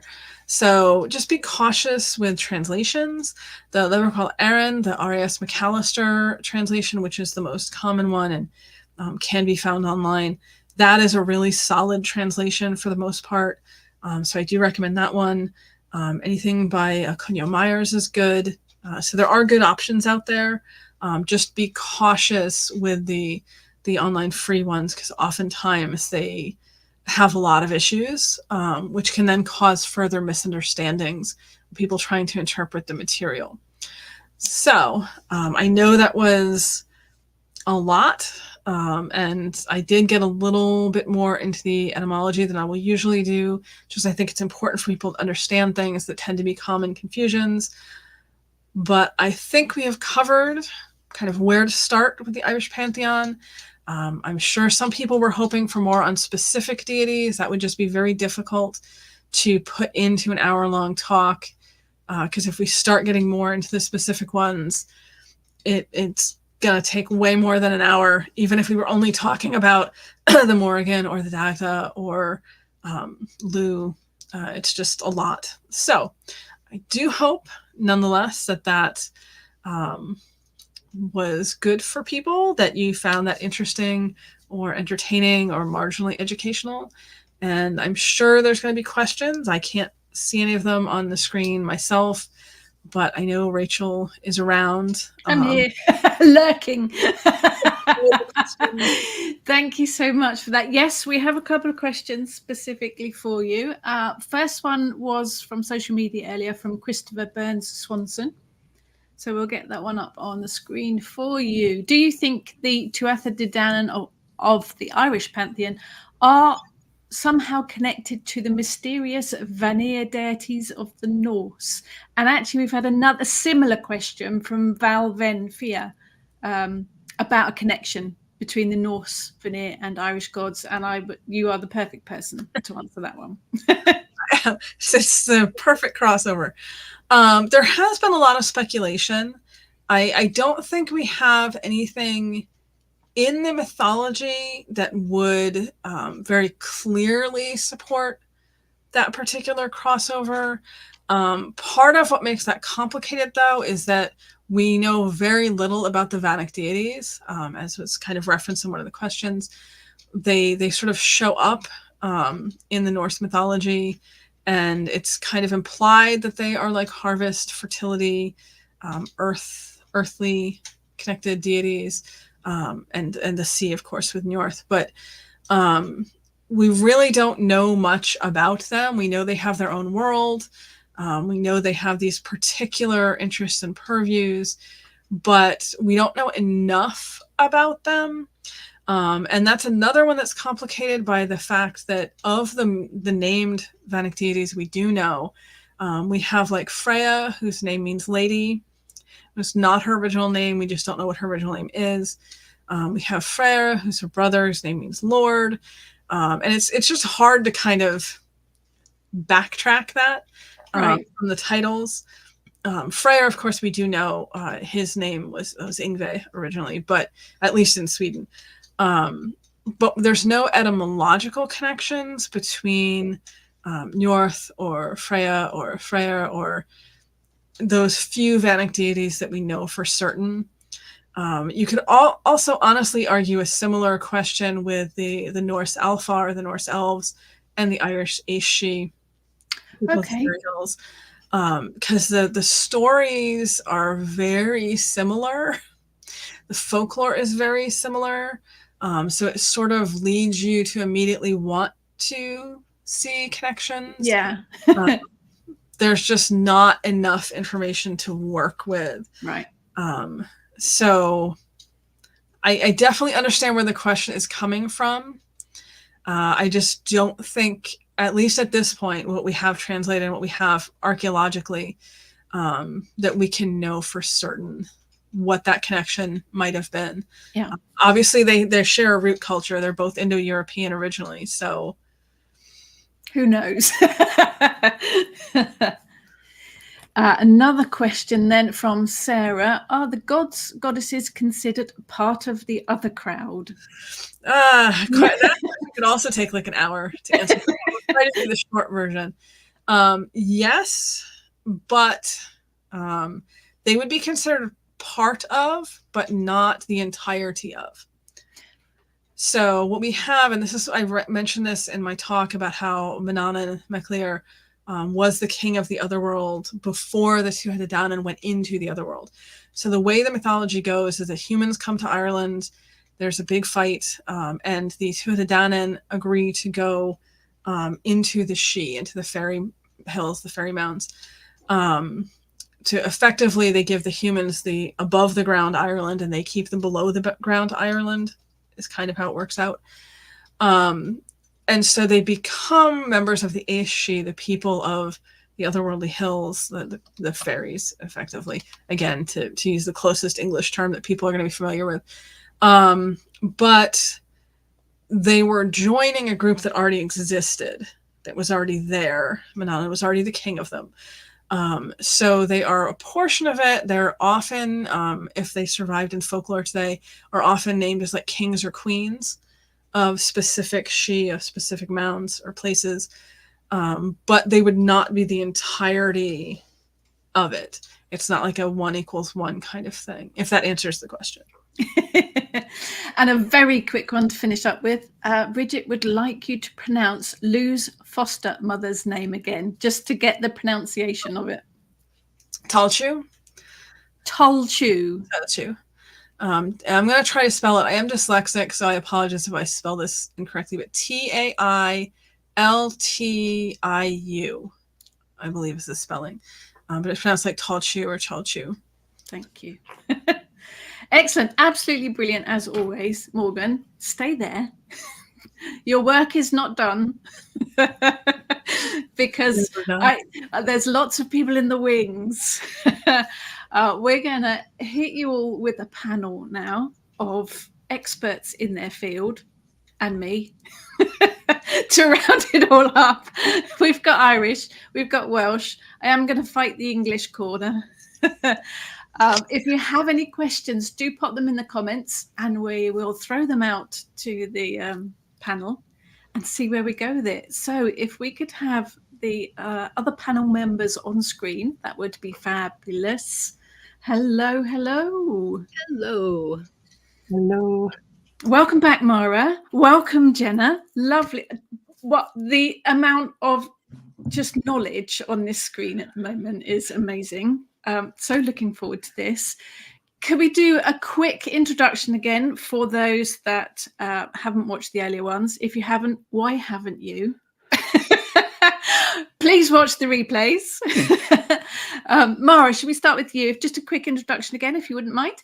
Absolutely. So hello, my name is Mhara Starling. I'm a Welsh witch. I'm originally from Ynys Môn, the Isle of Anglesey, and I write about Welsh witchcraft, fairies, folklore, folk magic and such, and I also share presentations and such on the topic. I'm a druid of the Anglesey Druid Order, and I also just have a bit of a love for all things folklore and magic, which means I'm fangirling being on the screen with so many amazing people right now. I know, it's a bit awesome, isn't it? Jhenah, welcome to the screen. It's lovely to have you with us.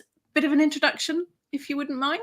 Great to be here. Thank you so much for having me. So I'm Jhenah Telyndru. I have a master's degree in Celtic Studies from the University of Wales. I'm the founder of the Sisterhood of Avalon. We've been around for about 35 years now. I am currently studying with the Anglesey Druid Order, which I can't actually pronounce. I write books about Welsh goddesses and a lot about Avalon and Arthurian traditions and things of that nature. So really great. Glad to be here. Have been enjoying. And Rachel, don't sell yourself short. You are quite knowledgeable yourself. Thank you. Thank you. I'm just good at waffling. And Morgan, a quick introduction again for yourself, if you wouldn't mind. Hi, everyone, again. I'm Morgan Daimler. My sort of main focus is on Irish mythology and also related folklore beliefs, specifically with fairies. And I have written a bunch of books for Moon about different Irish gods and goddesses and all sorts of fun stuff like that. So that is why I'm here. Brilliant. So we'll try not to all talk at once. We'll see how it goes.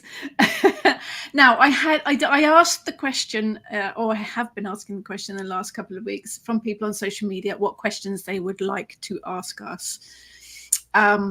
One very quick one, Jenna. I know there was a question earlier about the motivation for Christian monks to write down the myths and stories, and I know you've got an answer for that. Can you share that with us? Well, I'm only speaking about Wales specifically, but when the stories that we know as the Mabinogi and the associated tales and all of the wonderful things that Mhara was talking about were written down, it was at a time of transition in Welsh history. They had lost their independence to England after many years of war. And so what scholars today believe is that there was a real big push for the nobility, from the nobility, to preserve Welsh culture. And so all of these stories have been in orality for centuries, perhaps longer. And so they were really motivated to write these things down. And because of that, we feel that the stories were written down as they had evolved to be at that particular period of time. So there isn't a sense that there was some evil overlord monk that was, ha, ha, ha, I don't want you to worship these gods. I'm going to mess up their stories. But that these were the result of natural evolution of tales and orality, that they had evolved to mirror the needs of Welsh culture at the time. And because of that, I think it's really important, I think, I know Mhara touched upon this, that, some modern pagans want to sometimes not look at the tales of the Mabinogi, saying that they're just, Welsh medieval tales and they have nothing to do with ancient practices and these divinities, but they're part of the fabric of Welsh culture. And aside from the fact that they're the only sources that we have for these figures, they're important, and they remained important to the culture at the time. And so they're rich sources for us, for those who feel called to their devotion. So yeah, do not please dismiss them out of hand. They are a part of the culture, and they were important to the people. And there's definitely a horror movie in that for an evil monk, isn't there? There's definitely the script for some kind of weird horror movie. And actually, a quick one from earlier for Mhara, which is the Mabinogi taught in Welsh secondary schools as part of the curriculum? It's a bit of a complicated one, because yes and no. It depends on which school you go to. We have two types of school in Wales. So we have the Welsh medium schools, and then we have the ones that are not Welsh medium schools. So the Welsh medium schools, they teach everything through the medium of the Welsh language. And I was fortunate to go to one of those. I went to Ysgol Uwchradd Bodedern. So we did do the Mabinogi. And it's something that comes up in a lot of different classes as well. So, for example, me personally, I remember studying the Mabinogi, which will sound really strange. This will sound very odd, but I remember studying the Mabinogi more in drama and art class than I ever did in Welsh literature classes. Because in Wales, as part of your GCSEs, which is for those of you overseas who don't understand the kind of education system in the UK, GCSEs are what you study from the age of like 11 through to 16. And then around the age of 16, you take your final GCSE exams. And then you go on to do things like A-levels. During GCSEs, you take, in Wales, if you go to a Welsh medium school, you take both English language and English literature classes, but you also take Welsh literature and Welsh language classes. And during Welsh literature, you sometimes touch upon them. They touch upon them briefly here and there, but for the most part, things like the Mabinogi and medieval literature is reserved for A-level. So after you stay to go to sixth form, here in the UK, you can leave school at 16. You can go to college, or at least you could when I was younger. I don't know if it's still the same now, but you can leave school at 16 and go to college. Or you can stay and do your A-levels. And if you stay and do your A-levels, you usually do take the Mabinogi as part of like the studies, but it's usually something you have to choose to do. If you choose to carry on studying Welsh literature at A-level, then yes. But beyond that, the Mabinogi plays a role in, as I said, different classes as well. So throughout primary school, I did the Mabinogi in almost every single year of school.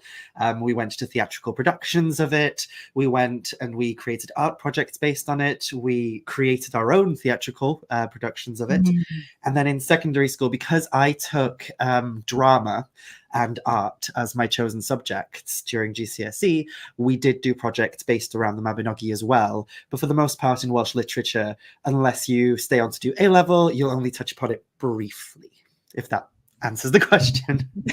Brilliantly. Thank you. Now, probably the question that most people ask whenever the term Celtic comes up, how would you define the term Celtic? Because it can cause quite a lot of confusion. But we're all going, yep. Jenna, do you want to kick that one up? Yeah, so Celtic, what is it? Jenna, do you want to? I'll just start. I'm sure we all have thoughts about it. I mean, it starts off as it's a linguistic term. It's really referring to a cluster of related cultures that are off the same branch of the Indo-European cultural tree. And because of that, they all have a core language and a core culture that they kind of evolved out of. And so they're related cultures. They're certainly not all the same culture. Only certain branches of those cultural languages actually can understand each other somewhat. But so they have a relationship to each other, but they are very different. And even within those cultural groups, you can talk about the Brythonic group that has Welsh and Cornish and Breton cultures involved there. There were many different tribes at the time that, in the pre-Christian period, and many different kingdoms and such afterwards. So it's very hard to say, when you say Celtic, is very misleading. It assumes that there is some kind of a universal culture, a universal language, a unified under one authority, and that's just not the case. And not to mention the fact that the peoples that we recognize as being Celts had a long spread over space, all over Europe into the British Isles. Most people think of Ireland almost exclusively, sometimes Scotland, and Wales is getting a little bit of love now for those of us who are not in that area, but don't consider the fact that France and Spain and Portugal and northern Italy and into Anatolia and all of those places were also Celtic, and that the culture itself spanned 1,000+ years, and that the Celts are still alive today. So it is a complicated term. I think we understand generally what we're talking about when we say the word Celt, but it's a little more amorphous. And because it is so complicated, and because it's refers to so many things at so many different times and so many places, some people even contest the usefulness of that term. Yeah, I know it's usually one that appears in the old yes, the bunny ears. Anyone got anything to add to that? Oh, I have a lot of opinions on this. I don't know. I had a feeling. It's becoming a very controversial term, and I think part of it for reasons that Jenna just touched on, that a lot of people just equate Celtic to Irish. And people will ask about Celtic things when they mean Irish, or people will say Celtic when they mean Irish, which is a huge disservice, obviously, to the other 5 living Celtic nations, but it also just really muddies the waters. It causes a lot of confusion. I try to say Celtic language speaking cultures to kind of make it more clear that we're talking about this group of related languages in these different places, because people do have this idea that it's just one homogenous thing. And, that obviously Wales and Scotland and Ireland and my camera's freezing because I'm so agitated, and Cornwall and etc. They must all just be the same. It's just all one big thing. And I'll have people ask me about like Cernunnos in Ireland, which is not a thing that exists. I had someone the other day ask me about Caradwyn. I'm sorry I mispronounced that, but my Welsh is terrible. But asked me about Caradwyn in Ireland, and it's like, no, that's different culture. Because I think when we say Celtic culture, people assume it must be one unified culture, and it's not. It's multiple connected cultures. So yeah, I personally am not a fan of the term anymore. Now, we have a question just come up, which is covering another question I was asked earlier as well. What about the Scottish goddesses? Now, we've covered Wales, we've covered Highland. What about the Scottish goddesses? There some? Is there a Scottish pantheon? Sort of. A lot of love for this. I'll answer quickly, and then Jenna can jump in, and Mhara, if you want to add anything. The problem with the Scottish pantheon is that we really don't know what it was historically. you'd be getting into like Pictish culture, which we know virtually nothing about, particularly spiritually. We do have archaeological evidence, but we don't understand what the archaeological evidence means. The carved Pictish stones. We also have a lot of Irish impact in Scotland with the Dalraida. They basically colonized a portion of Scotland for a while. The modern Scottish language, Scottish Gaelic, is based on Old Irish.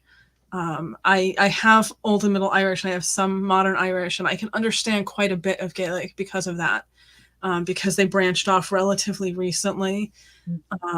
What we do have for deities and for mythology in Scotland largely draws from the Irish. It is modified and rewritten and adapted. It is not the same thing. It is different. But you're talking about like the Cailleach, Cailleach Mhór would be the one in Scotland. Angus, Bride, who is a form of, connected to, I shouldn't say a form of, that'll get me in trouble, connected to the Irish Brigid. But they have different stories and different mythology, but that seems to be where they were originally coming from 1,000 years ago. So it gets very messy. I don't even know if do you want to add to that? Or you? Just to briefly say that some of the territory that we acknowledge as Scotland today was actually Brythonic earlier, the Old North. And so, we believe that Pictish, for example, was likely a Brythonic language as well. And so, and there are a lot of mythic stories or legends from the Old North that have made it into, the materials. But again, mostly I think people are thinking about the kinds of things that Morgan is talking about because of the settlements from Ireland. So yeah, that's all I have to add about that. Mhara, you good with that?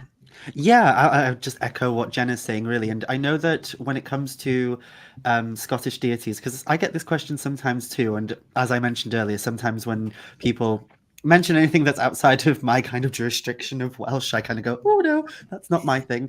But a lot of kind of entities and characters that we find within medieval Welsh literature and, within modern pagan speech as gods and such have a connection to specifically mostly the lower parts of Scotland, as Jenna was saying, regions that would have been part of what we refer to in Welsh as yr Hen Ogledd, the Old North. So, for example, Merlin, we always lay a claim to Merlin in Wales. We're like, oh yeah, Merlin is ours. But he also has an association with the very northernmost part of England and the lowest southernmost part of Scotland. Because he ran away to the Caledonian Forest, and that's up there, and such in certain Welsh poetry and such like that. We also have references to entities that are linked with what we refer to as Modron in Wales, or Matrona in an older format. So I think the issue with Scotland, speaking as a non-Scottish person, is that we don't have as much of a very clear thing to look at, because it's such a mixing pot of that Irish influence, the Brythonic influence. So it's all of that mixed together. So it gets a bit mucky trying to say this is the Scottish Pantheon, because which one do we look to, the Goidelic or the Brythonic pathway, or do we just accept it as both? A little bit of everything. Yeah. So I'm going to fight my English corner now. English deities. I think, I don't know, Scotland may be the same. I've researched a lot into English deities, the deities that were worshipped before the Romans arrived, because, they interfered. There are actually a lot, and a lot of them are based, the only information we have is a place name or one inscription, or for the example with Andraste, mentioned once, apparently in Boudica's speech. There's so little information that it just never evolved like the Welsh and the Irish pantheons did. And of course, then the Romans came and they claimed a lot. Sulis is a goddess that I work with a lot. She was here way before the Romans arrived. And because she was such a prominent deity, the Romans thought, we'll keep her. We'll call her Sulis Minerva, and then she'll be Roman. So that kind of wiped out a lot as well. but the ancient Britons didn't write anything down, and that's a big problem. Finding any research is very, very difficult. There's a few inscriptions for English deities, and that's about it, really. We didn't seem to have that storytelling that the Irish and the Welsh have. I don't know why. We were lots of different tribes originally that probably didn't get on with each other very well. I don't know. Any thoughts on that as to why we didn't evolve an English pantheon? Well, I would argue that you did, but that what we have are these conglomerations, because after the Romans left, then we had all of the, the Norse, invasions, the Anglo-Saxons, Jutes, all of that. And what did they bring? They brought their gods with them. And so how many of the gods are amalgamations of the native gods of Britain and the ones that came over during those invasions? Plus you have the syncretized gods, as you said, with like Sulis Minerva, who is so important. She's one of the only, I think perhaps only the only syncretized Celtic Roman god that the Celtic god's name comes first. So I think that's pretty significant. Yeah. So yeah, but I think it's more complicated. And I think perhaps, I don't know, and maybe Mhara has more to say about this, but the tribes were probably Brythonic as well in that area and got pushed. And so I think that perhaps those peoples moved ever more steadily towards what has become Wales. And so they took those probably story traditions with them. Yeah, I will jump up of that and say that a lot of stories that are recorded in things like the Mabinogi, they take place in regions that we would now class as England as well. So, for example, Mabon or Mapono, but I'll refer to him as Mabon, in How Cilwch Wan Olwen, which is a later story that comes like, if you have a copy of the Mabinogi, it's usually after the 4 branches that's put in there. And it's a very complicated story. And oh my gosh, we had to study it during GCSE at one point, and it was awful. But I love it now. It was just back then, going through it. There's a part of the story where they're just listing lots of different names and such. But it's in that story of How Cilwch Wan Olwen that we get the story of Mapon, the son of Modron. And Mapon is held as a prisoner in Caer Loyw. And I think this is what gets a lot of people confused if they were to read translations of the Mabinogi today, is because even though in their translations from the Middle Welsh into English, they still tend to keep the Welsh place names. So to an English ear who doesn't know, they would read something like Mabon was kept in a prison in Caer Loyw, not realizing that Caer Loyw is Gloucester. So Gloucester is in England now, but at one point it would have been considered part of Brythonic territory. And so Mabon has an association with Gloucester. So I've often said to people who live, especially along the borders of what is now Wales, because that's how it happened. The Brythonic peoples were kind of pushed towards the west. They have a tie and a connection to a lot of the same deities that I feel a reverence and a connection to as well today. And I think a lot of people go, what? When they learn that. But it's just, part of our history. Fabulous. Thank you. So we've got a mouse that stopped working. Right, there we go. Technology. We've got a big shout out, actually. Matty is behind the scenes working the techie stuff. We have some questions from earlier. Matty, do you want to just throw the questions up one at a time and we will deal with them? What makes them a deity rather than a mythic figure? Silence. Tumbleweed rolls across the screen. Well, I'll just jump in. And so there are a couple of things that we look for, and both Mhara and Morgan touched upon this, and you did as well. Etymology tells us a lot. There are parts, if you break down some of the names in Welsh tradition, there are things called, they have these terminal deifics that say, hey, this was potentially a god because Ona or Os, or so Rhiannon, Gwydion, those mean divine, right? Mabon. Similarly, and I know there are cognates to this in Irish as well. When a name includes something that's Wyn or Gwyn, white, shining, holy, oftentimes it's an indication that this is potentially, can't say anything with any definitiveness, a former deity. I feel like can't say anything with any definitiveness is like the message of this entire thing. Disclaimer. Even though that definitiveness is actually a word, I just kind of made that one up. It's overrated. Yeah. Anyone want to add to that? We all good? I mean, I think that some of it gets into just personal opinion too, which I mentioned Mark Williams in his book Ireland's Immortals. Like, he argues pretty strongly that the Irish gods were not originally gods, that much like the Welsh, they were just literary characters that, you know, were later misunderstood or understood as deities. So that's an opinion, you know, and then there's people who will look at the stories and be like, even this profoundly minor character who does nothing of any significance was a god. They were all gods, you know. So I think defining what is a god versus what is a mythic figure just gets so complicated and so personal. Is Maeve a goddess or not? Yeah. We don't know, so there's going to be people that say yes and people that say no.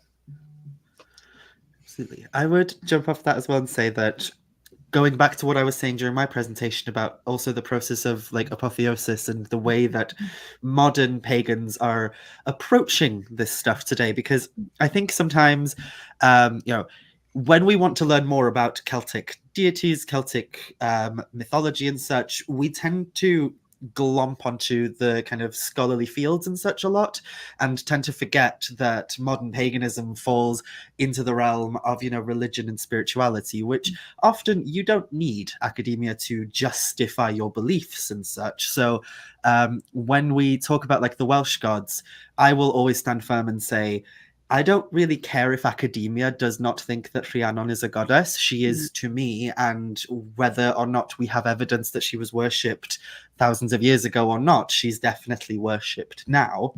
And so when it comes to like the Welsh gods, for example, I've often come across certain people, especially here in Wales, because we grow up with these stories. So sometimes I will meet people, and I think I wrote about this in my book, where I met someone who argued with me very passionately that Ceridwen cannot be a goddess because she's just a witch in a story. And that was like a Welsh person who grew up hearing the story, who grew up not too far from Bala. So she was so passionate about it because she was like, no, it can't be, because she's a witch from a folktale. That's all she is.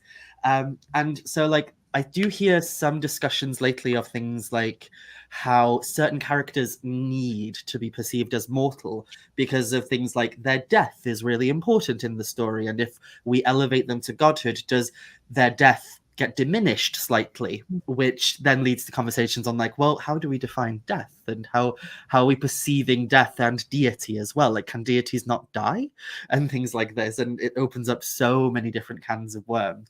So yeah, I think we have to also take into consideration the modern pagan expression of these things as well, and how to some people Branwen from the second branch of the Mabinogi cannot be a goddess because her death is a hugely important aspect of her story, and it became a hugely important aspect of certain folk tales that followed after her, and folk beliefs and traditions as well.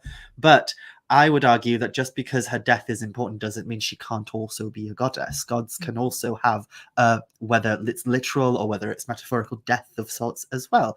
So yeah, it's just all over the place. I agree with all of that. I'm still bristling from the comment, just a witch.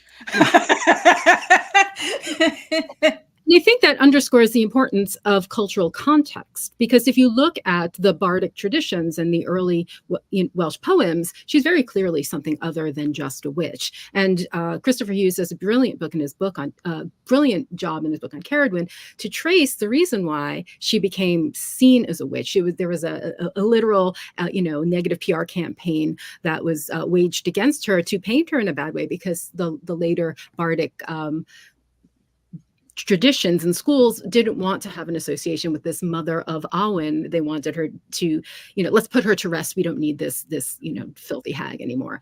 But I do want to just step in for a moment to say about academia that I was a devotee. I'm not Welsh. I don't live in Wales. I'm not of Welsh descent. But I've been working with these Welsh divinities for a good 20 years before I undertook my master's program. And I found that the tools that academia gave to me actually deepened my ability ability to connect, gave me a stronger sense and a broader understanding, because the cultural context is so important. So in order to really understand some of these stories, you have to kind of, in Welsh tradition specifically, you have to kind of become a little bit of a medievalist to kind of pick out the parts that are about the contemporary culture. And then after what you have left, you can kind of trace those threads back to older traditions. And in Welsh tradition, we see this a lot. There's this idea of this reverse euhemerism, where sometimes gods are devolved into different forms, but we see them still as supernatural. So you have Bran, for example, who's a giant.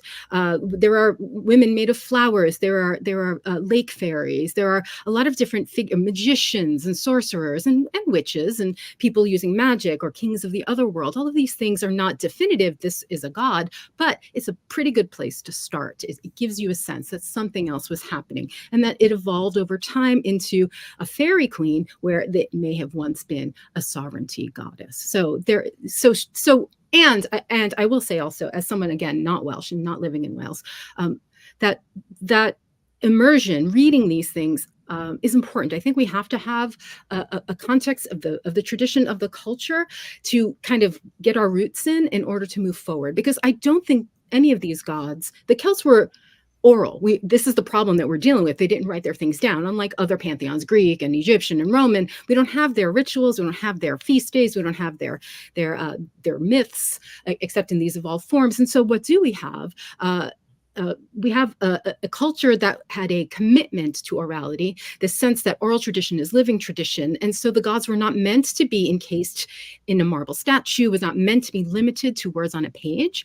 We're a recipient of words later on in the stream of that tradition, but we have to know what came before in order for us to be devotees today. And then through us, they come back alive again. We're speaking their names. We're engaging in worship, that apotheosis that Mhara had mentioned. And so their stories will continue and flow forward. But in order for that to happen, we need to be rooted in that cultural piece. We need to know, I believe, what happened in the past. And you don't need to study that. You don't need to go get a master's degree or a PhD, but read the good sources. At least read the good translations of the myths, and then look to people who write books who are grounded in it, especially people like Morgan, like Mhara, who are part of that cultural piece, who know, and they're writing for a neopagan audience. But to vet those things.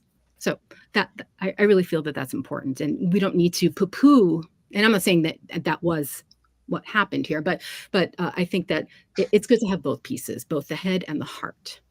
Sometimes you have to have a starting point, don't you? I know when I was researching English deities, the only place I could start was archaeological evidence, because it was basically all there was. So it was a good starting point to base things on. I think I agree with all of that. And I think with the Irish, there's the added problem that, I'm going to try to be nice here, 70% of what's put out there online and in a lot of pagan books as Irish is not. You know, it just isn't. And I'm not trying to sound judgmental when I say that. It just, particularly the books that were coming out in the 1990s and early 2000s, people would just make stuff up and call it Irish, and then kind of argue that, well, we can't know for sure, so maybe it was. Just nonsense.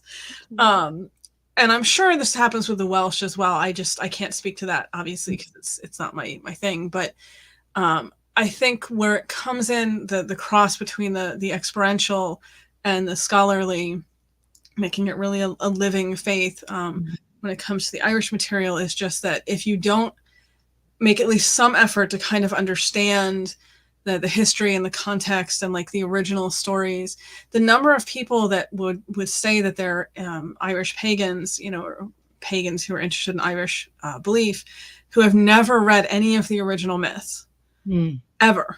They always just read retellings, or like a book that is summarizing a summary of a retelling of a story.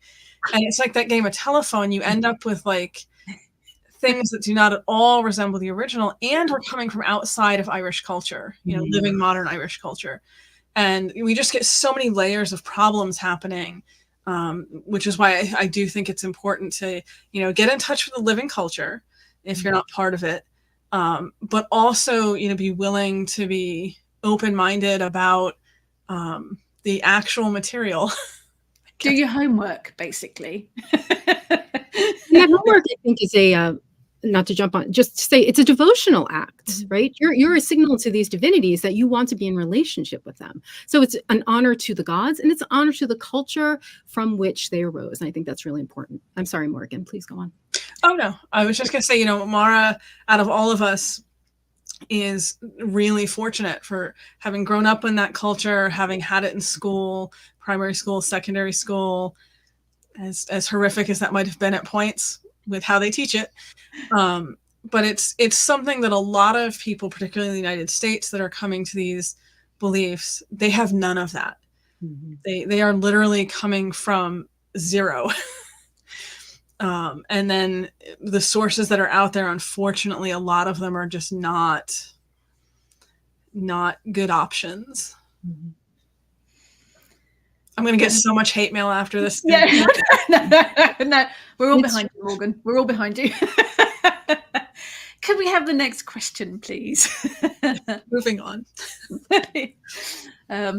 Andrew, does that suggest Arianrhod could, that I know I pronounced that terribly, could be the pole star? I think this was from your talk earlier, Mhara, around which all the stars revolve. And Mhara and Jenna are both nodding. I mean, she does have celestial associations. She's associated with the Corona Borealis, which is called Kai Arianrhod. And then there's a terrestrial mirror to that off the coast of Gwynedd, a place where her island is said to have been. But yes, go on. It's bad. Yeah, Mhara. No, it's fine. I'm always so if anybody doesn't know, I know that Ninefold Press is currently working on an Arianrhod anthology, which I've already had the pleasure of reading early, and it is remarkable because I feel like Arianrhod is probably one of the deities who is misunderstood the most out of Welsh deities, because for the most part, when you look at goddesses like Cerridwen or Rhiannon, their core identity is still at least there, even if people go on a very kind of, for lack of a better word, on a very woo kind of pathway and just make it whatever they want. Even if people are talking about Rhiannon as this very witchy Stevie Nicks image of Rhiannon, they still at least refer to her as having association with horses and sovereignty and such. So we still get a kind of understanding of who Rhiannon is. Same with Cerridwen. We still get that association with witchcraft and magic and study, even if they turn her into this deathly crone of winter and such. But with Arianrhod, sometimes I feel like she's the one who gets transformed into something beyond like what she is in Welsh culture to the nth degree. Like she gets turned into essentially the Welsh version of the Moirai and the Fates and such. So and a lot of it, you cannot root it in any, like Jenna was saying, like it's good to have that rooting in actual academia and actual study and actual the primary sources that we have for them, and a lot of things surrounding Arianrhod do not seem to correspond with that. But I think sometimes when we talk about Arianrhod, we end up throwing the baby out with the bathwater, and we go like, well, all she is this angry character in the Mabinogi, and that also is like the opposite end of the pendulum swing from going on, like turning her into something beyond what she is to the nth degree and then reducing her to absolutely nothingness, when she does have so much interesting lore around her. As Jenna was saying, she does have those celestial connotations. She is associated with the Corona Borealis, and she has associations with the sky in general because of those ideas. But it's like what I was saying during the presentation. I think this came, the pole star question, because I was talking about the etymology of Arianrhod being more so the still point at the center of the wheel rather than the silver wheel, as is the usual kind of translation that we get, and how that translation of the still point in the center of the wheel helped me to connect with her on a much more visceral level. And it's almost like I see her in a lot of different ways now. So yes, I would associate her with things like the pole star or the Corona Borealis specifically, if I was giving her those celestial connotations. But for the most part, I look at the way that she exists within the fourth branch of the Mabinogi and how it's almost like nothing in that branch, at least from that point onwards, after the birth of Dylan and Hye, nothing in that point would have happened without her. She's that central point that everything turns around, and yet she's also, and pardon the way I'm wording this, but it's just for the shock factor, she's also not really that important either. She's there, she's the central point, and yet she kind of shows up and then she vanishes and then she shows up again later and she's just angry.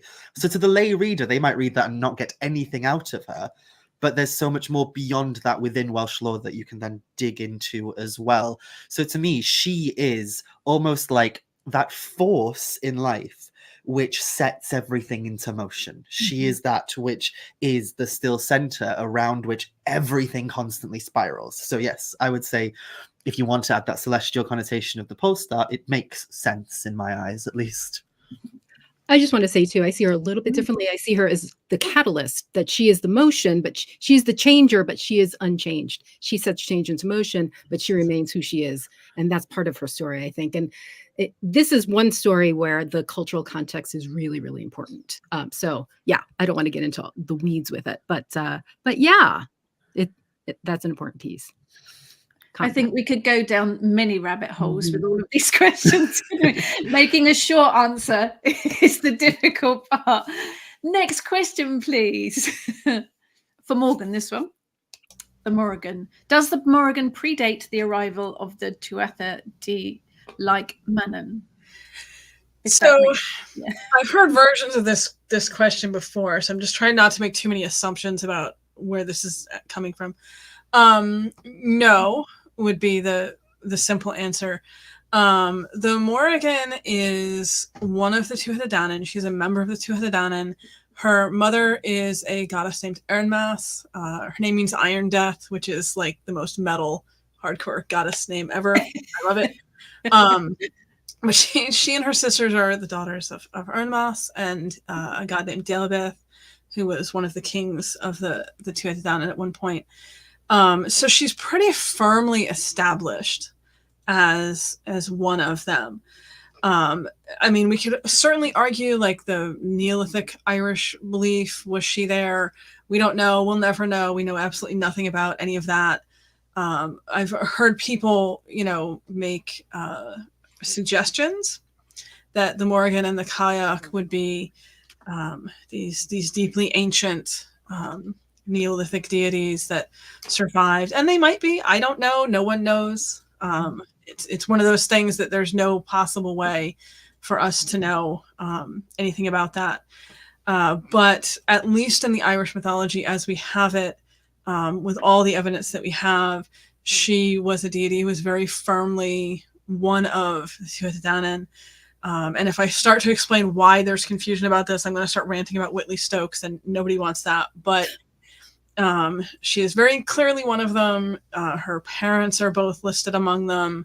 She's married to Dagda, who's one of them. So she's very enmeshed in it. And there's no indication that she would have predated it the way that Manannán does, because we have evidence for how that transition happened with him. Rant over. I'm glad you got that off your chest.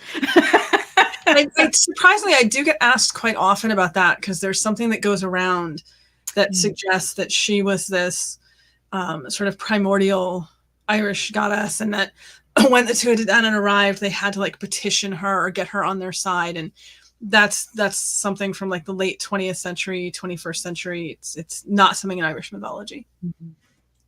We'll move quickly onwards to the next question while you calm down. Any information on Celtic Spanish? I think this was relating to the whole Celtic. What does it mean? I just want to say that the Sisterhood of Avalon hosted Women in Druidry conference a couple of weekends ago, and we had representatives from a lot of different Druidic orders, and there are Druidic orders in Spain, in Portugal.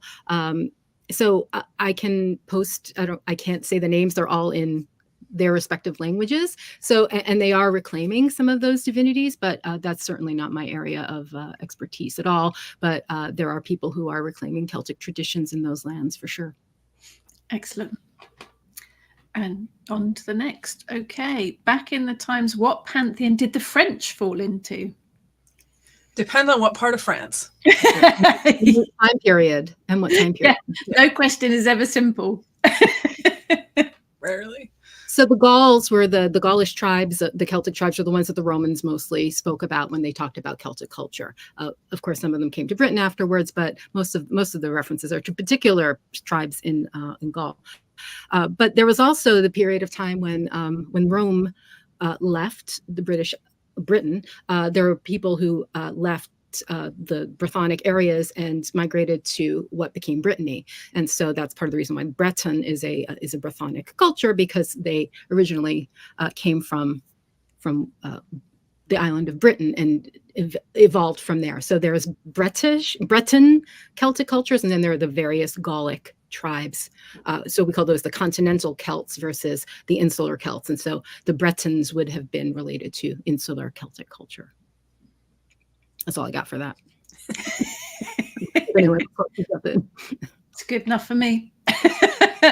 Next question. I'm curious to hear from both an academic and perhaps practitioner standpoint, how do our panelists feel on the role of syncretism in past belief?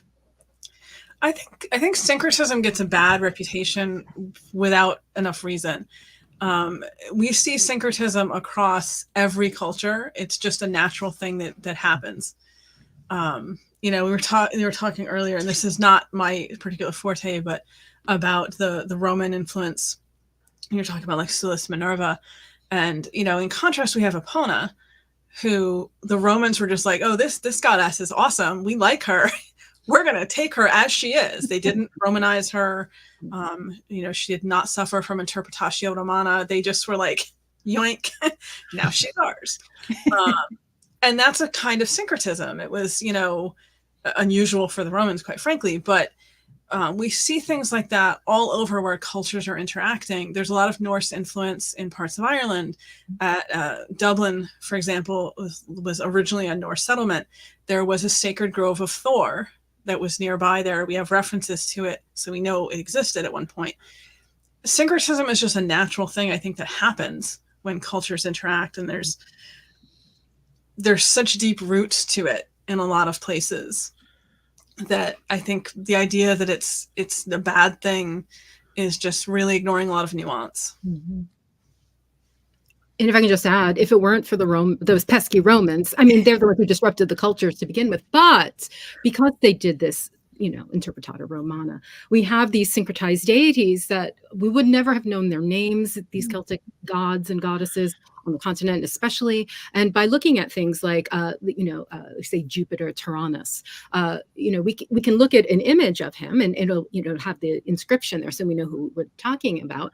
And it'll have images, some of the things that are associated there, their symbols set in the image. And we'll say, okay, well, there's a thunderbolt, there's an eagle. We know those are related to Jupiter, but there's also a wheel.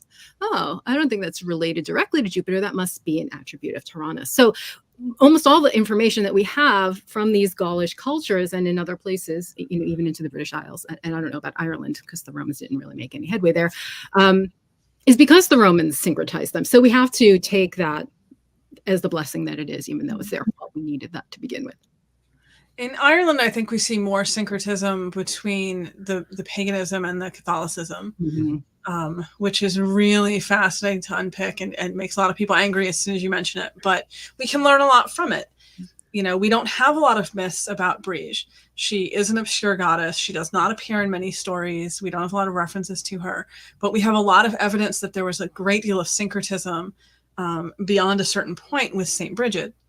So we can look at some of the things that St. Bridget was associated with, some of her stories, and it gives us a different understanding of potentially the pagan goddess. So syncretism has its uses. Mm-hmm. Yeah. And I would just add to this as well, because I sometimes struggle with where I fit within the kind of spheres of Celtic polytheism and such, because my main kind of area of interest is kind of rooted in folk magic and witchcraft, which is why I wrote a book on witchcraft, Welsh witchcraft, more so than gods and goddesses and such first and foremost.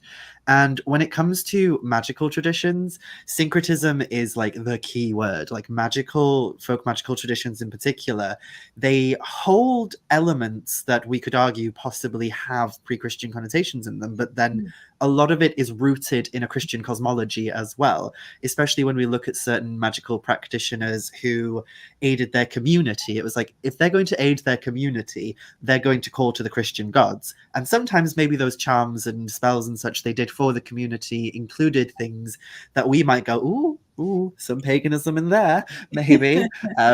For the most part, you know, they're calling on the power of a force which their general community would have believed in predominantly.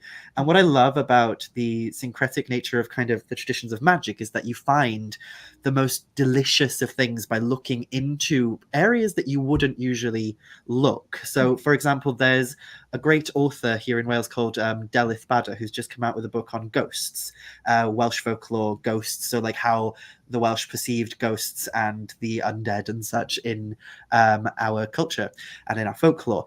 And a lot of the information that she finds, which is very unique and hasn't been published in any other folklore book, was actually found in books on Methodism, because nobody wants to dig through the big, thick, bloody books on Methodism, you know, but she did. So she found these really interesting things. Yep. And I follow in her footsteps in that I like to look into, so there's a period of time early in Wales where most manuscripts were actually written in Latin because of the Roman influence. And there's like books like the Speculum Christiani, which is very much a Christian book, which most people would probably ignore. But in that book, there was a incantation to Gwyn ap Nudd, and it's just there and waiting for us to play with and fiddle about with and do our pagan thing with nowadays. So it's I feel sad sometimes when people kind of overlook things or brush them aside because of that syncretic nature. Like magic and folk belief in general here in Wales, at least I can speak on that with some level of authority-ish, has always been syncretic in nature, and so I think should be embraced. But I know that some people are on the search for something that is pure and pagan and old, and I just feel like they're missing so much by trying to do that. Yeah, We're all nodding. We're all in agreement. could not agree more. My primary spiritual focus is on the good folk, the other crowd, and I have the exact same situation where we don't have anything pre-Christian discussing these spirits. We don't. It does not exist. It is not out there. All we have is what has come to us during the Christian period when things were written down and in the folk practice. And we do have a decent amount of records of the folklore and the folk practices across hundreds of years, but they're very syncretic. They're very Christian. You know, there's stories about a man getting invited to the baptism of a fairy inside one of the Sidhe, you know, and how that works out really well for him and all these things, but they're very syncretic. And if you're not willing to dig into that and appreciate that there's going to be a lot of references to, you know, to God and Jesus and what have you, you're going to miss a lot of things. Be open. Be open.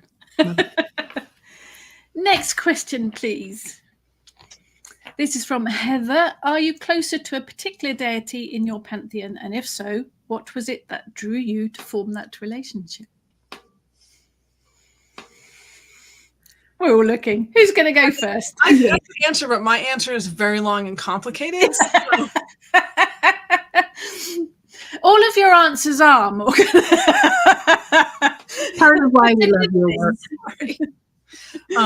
I'll just say Aval is the main deity / fairy queen / power that I am closest to. And what drew me to that was going to Ireland in 2016 and having all of my plans go sideways. It's the short version of that story. I have a devotion to several Welsh divinities, and I've been working with and being in a relationship with for close to 4 decades. And so what I find, and others along the way have kind of jumped on, but what I find it's less about, it depends on what the work is that I'm doing. It depends on where I am in my personal process. It depends on what's going on in my life. So I maintain a regular practice with 5 goddesses, particularly Arianrhod, Ceridwen, Rhiannon, Bronwyn, and I just missed one. Who did I miss? Oh, she's going to be unhappy with you. And Blue Die with, oh my God. And what I find is like the past few years, Ceridwen has been the one that I've been in most heart connection with because of, again, my process and where I am. So I'm just kind of open to, I follow the rhythms of the seasons with that, but also, where am I in my internal rhythm, and who's coming forward at any given time. I would agree with that. I think that I see myself as a polytheist in the very pure definition of that term, like all of them come and play. And it does depend on, as Jenna was saying, the seasons of life and such. There are certain deities that I think seem to have this grip on me that it doesn't seem to matter what's going on, they're just there and I can't seem to let go of. And there are some deities that I kind of wish they didn't have that grip on me, but they do. So for example, I have this strange closeness with the children of Hir and Hir himself. So like Hir, Bran, Branwen, Manawydan. And I know from speaking to certain friends that a lot of people say that's probably because of where I grew up, because I grew up on the coast. I grew up in a village called Aberfraw, which is where Branwen got married in the second branch of the Mabinogi. So there's this idea that, you go home to get married, don't you? So perhaps that is an area that might have some kind of association with the children of Hir, because that's where they chose to hold the marriage and such. And I think that closeness with the sea means that they're always on my mind, even though for some reason I sometimes struggle to connect with them. But I was speaking to a friend about this recently, and they said, is it somewhat like being in a big family? And I realized I also am in a big family. I've got lots and lots of siblings. And yeah, I kind of feel the same about the children of Hir as I do about my siblings. It's a case of, oh, there you are. Oh, God, here we go again. So there is that feeling of almost the way that you feel about family with them. Gwyn ap Nudd is deeply important to my practice because of my my closeness and affinity for otherworldly kind of energies, and as well as the Tylwyth Teg and such. So because of his associations with that, and because he's also this god of liminality and threshold and transition, and I've been through a lot of things where he's been present, and Rhiannon is there for similar reasons as well. And then Ceridwen is an obvious one because of my love for witchcraft. She's just always present as well. So I would say Ceridwen, Gwyn ap Nudd and Rhiannon are probably the ones that are always there. And then the children of Hir are kind of like, the siblings that you moan about having to see during family gatherings, but then once you're with them, you kind of have fun anyway. So strange way to talk about it, but no, I think because I think of their relationships, aren't they? You when you work, worship, honor, whatever word you want to use, it is a relationship. Mine is the Ceilach, has been for many, many years. She is a feisty old bint that kicks my butt when I need it.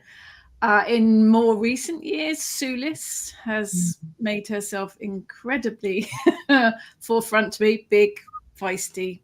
I need big, feisty goddesses. But I am, as Jenna said, I'm seasonal. I am. Those two are always there. Ceilach for many, many years.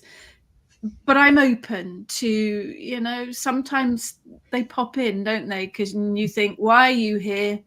What have I done? What do I need you for? But yeah, I guess Ceilach and Sulis would be my ones.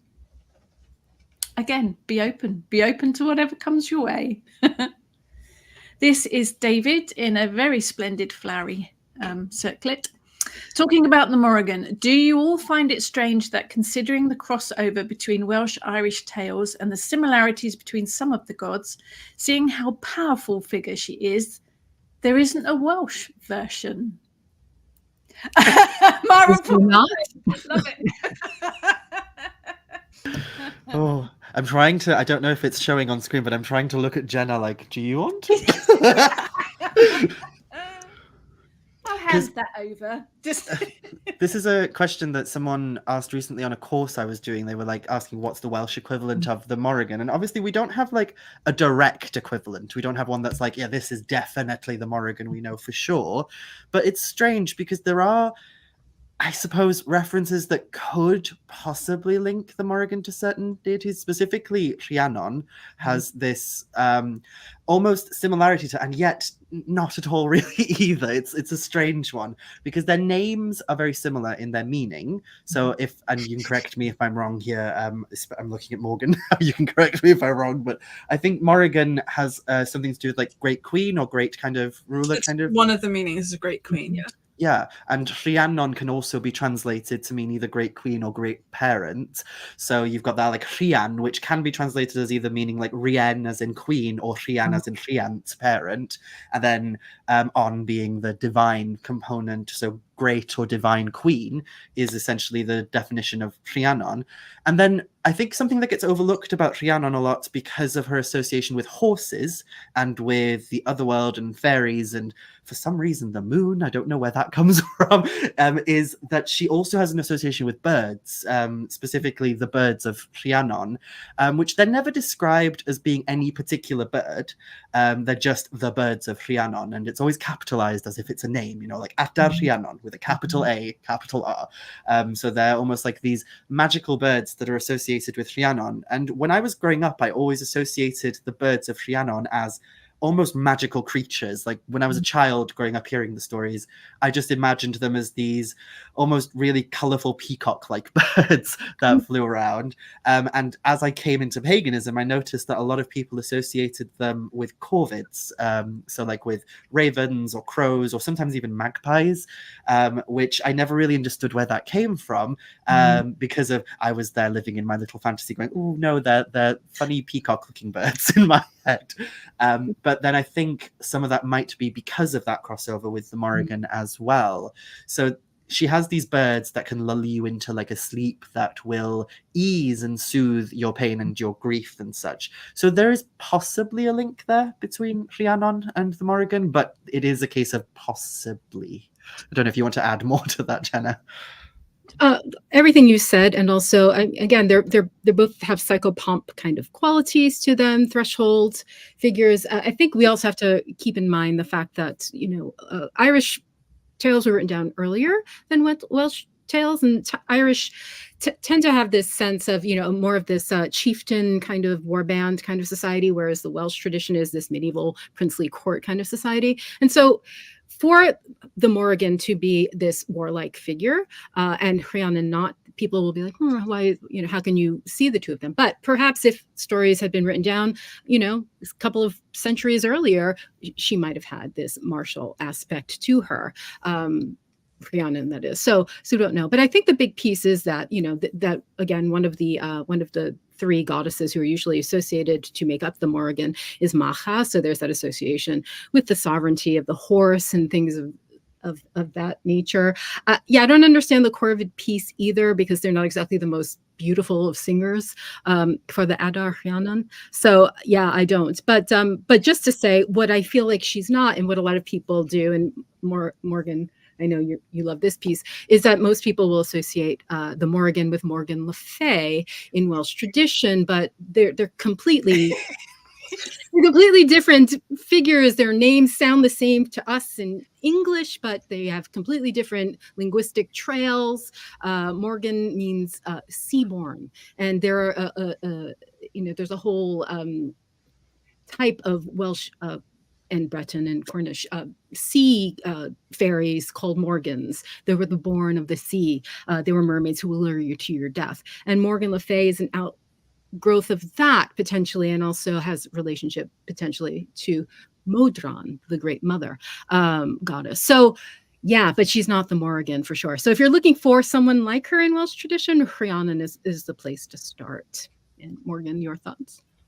I have so many thoughts. I think that I would be more inclined to associate Mhara with Rhiannon. And again, I'm sorry, I'm mispronouncing all the Welsh things. Embarrassing myself.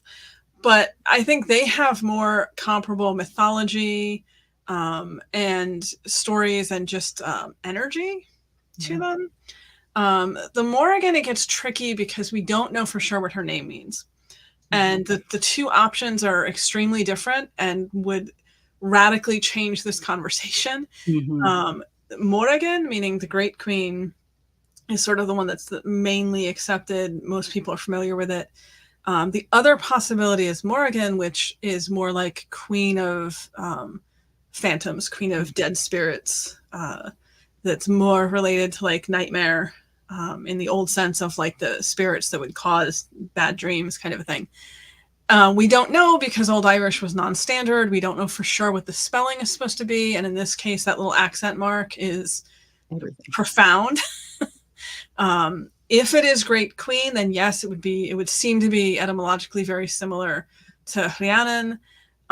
If it is Morrigan, as in Queen of Spirits or Queen of Phantoms, that's such a profoundly different meaning.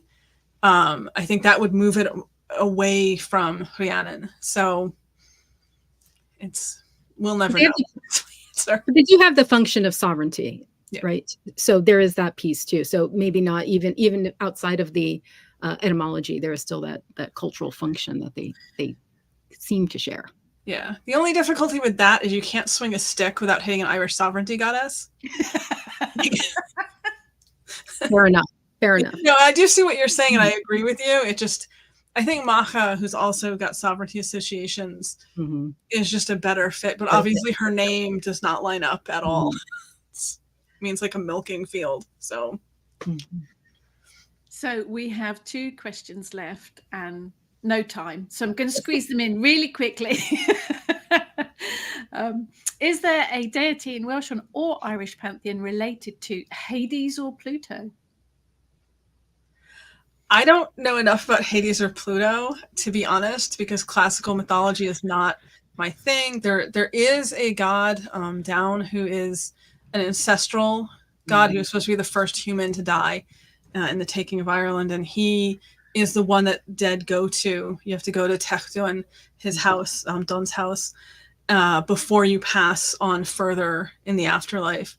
So I think that would be the closest in the Irish to that sort of idea of a god of the dead, god of the underworld. See, in Wales, there isn't an underworld per se. There's an otherworld, and it's not the place where the spirits go after death. I mean, they believed in the transmigration of the soul. And I think the same in Ireland. You just kind of stayed at Don's place for a while, and then you moved on, right? It's like a pit stop. There's a pit stop, right? So, I guess the closest would be some of the otherworldly kings like Aran, which I've mispronounced in front of Mara, which is always fun. Or Arun, how do you say it? Around. I've been studying Welsh for like years, and I still and Gwyn and Avlach, perhaps. So, yeah, I think I have a slight leg up here in that I'm more or less engaged to a Greek myth fanatic. If I were to move my camera over there's a massive shrine to the bloody gods of Greece because my partner's obsessed with them. So I know that one clear distinction in Greek, it's kind of a misunderstanding that comes up a lot, is this idea that Hades is the god of death, of actual like death itself, and he's not. That would be Thanatos, I think. And Hades is more so a ruler of the underworld itself. And so I would, if I had to link him to any Welsh deities, it would, as Jenna said, be Arawn or possibly Gwyn ap Nudd and Avallach. There's otherworldly kings who reside within the otherworld. But yeah, as Jenna was saying, we don't really have an underworld. There is this kind of obsession with referring to Anovan as an underworld, especially in like the 19th century texts and stuff that we have, like folkloric collections and such. They always say Anovan, which is the Welsh Hades, that is, and such. But that's just a misunderstanding, because in folklore, Anovan became a chthonic subterranean realm of fairies. But in the Mabinogi and such, Anovan is very much a place that is alive and is not a place of the dead. There's these links and whispers that seem to imply that possibly you might run into the dead there every now and then in like poetry and such. But even then, it is a place that is opulent and alive. So we don't really have that kind of thing. But if gun to my head, I had to choose one, it would probably be Arawn. And also to say Hades is a god of wealth, and wealth comes from the other world and the underworld. So Arawn has a opulent, as you said, they all have these rich courts. So, yeah. Very last question, very quickly for Morgan. quickly. This is from Lindsay. In my personal practice, I've tried to include as much of Danu as possible, but noticed other than her title as mother of the Tuatha Dé, her relationship among other figures can vary, especially the Morrigan. Any insights? Maybe just opinion. I mean, my personal opinion to start out, I'm just offending everyone today. It's my goal in life. I don't actually think she is the mother of the Tuatha Dé. I think that's more of a modern misunderstanding. People will translate Tuatha Dé Danann as children of Danu, and that's not what Tuatha means, which is why I had started my presentation talking about that. I believe there's one reference in one source that implies she is the mother of the gods of skill, which were 3 particular gods in Irish mythology. But it's kind of been spun from there, and a lot of people just assume she is. There's also a line in a source that claims that Danu is the name of the Morrigan, that's connection is in there. Anu is another option. It just, anything with Danu gets really complicated because we just don't have any information on her. And about half of what we do have in references are really uncertain origin. As I mentioned, there's quite a few academics, scholars. I mentioned John Carey, but there's others as well who are a little skeptical that she existed as a deity and that she wasn't just tacked on, or that her name isn't a misunderstanding of the word for skill, Dawn. Now she is reflected in a Welsh goddess, mother goddess. Down, I believe, is the pronunciation, but I'm probably continuing my Welsh mispronunciation theme today.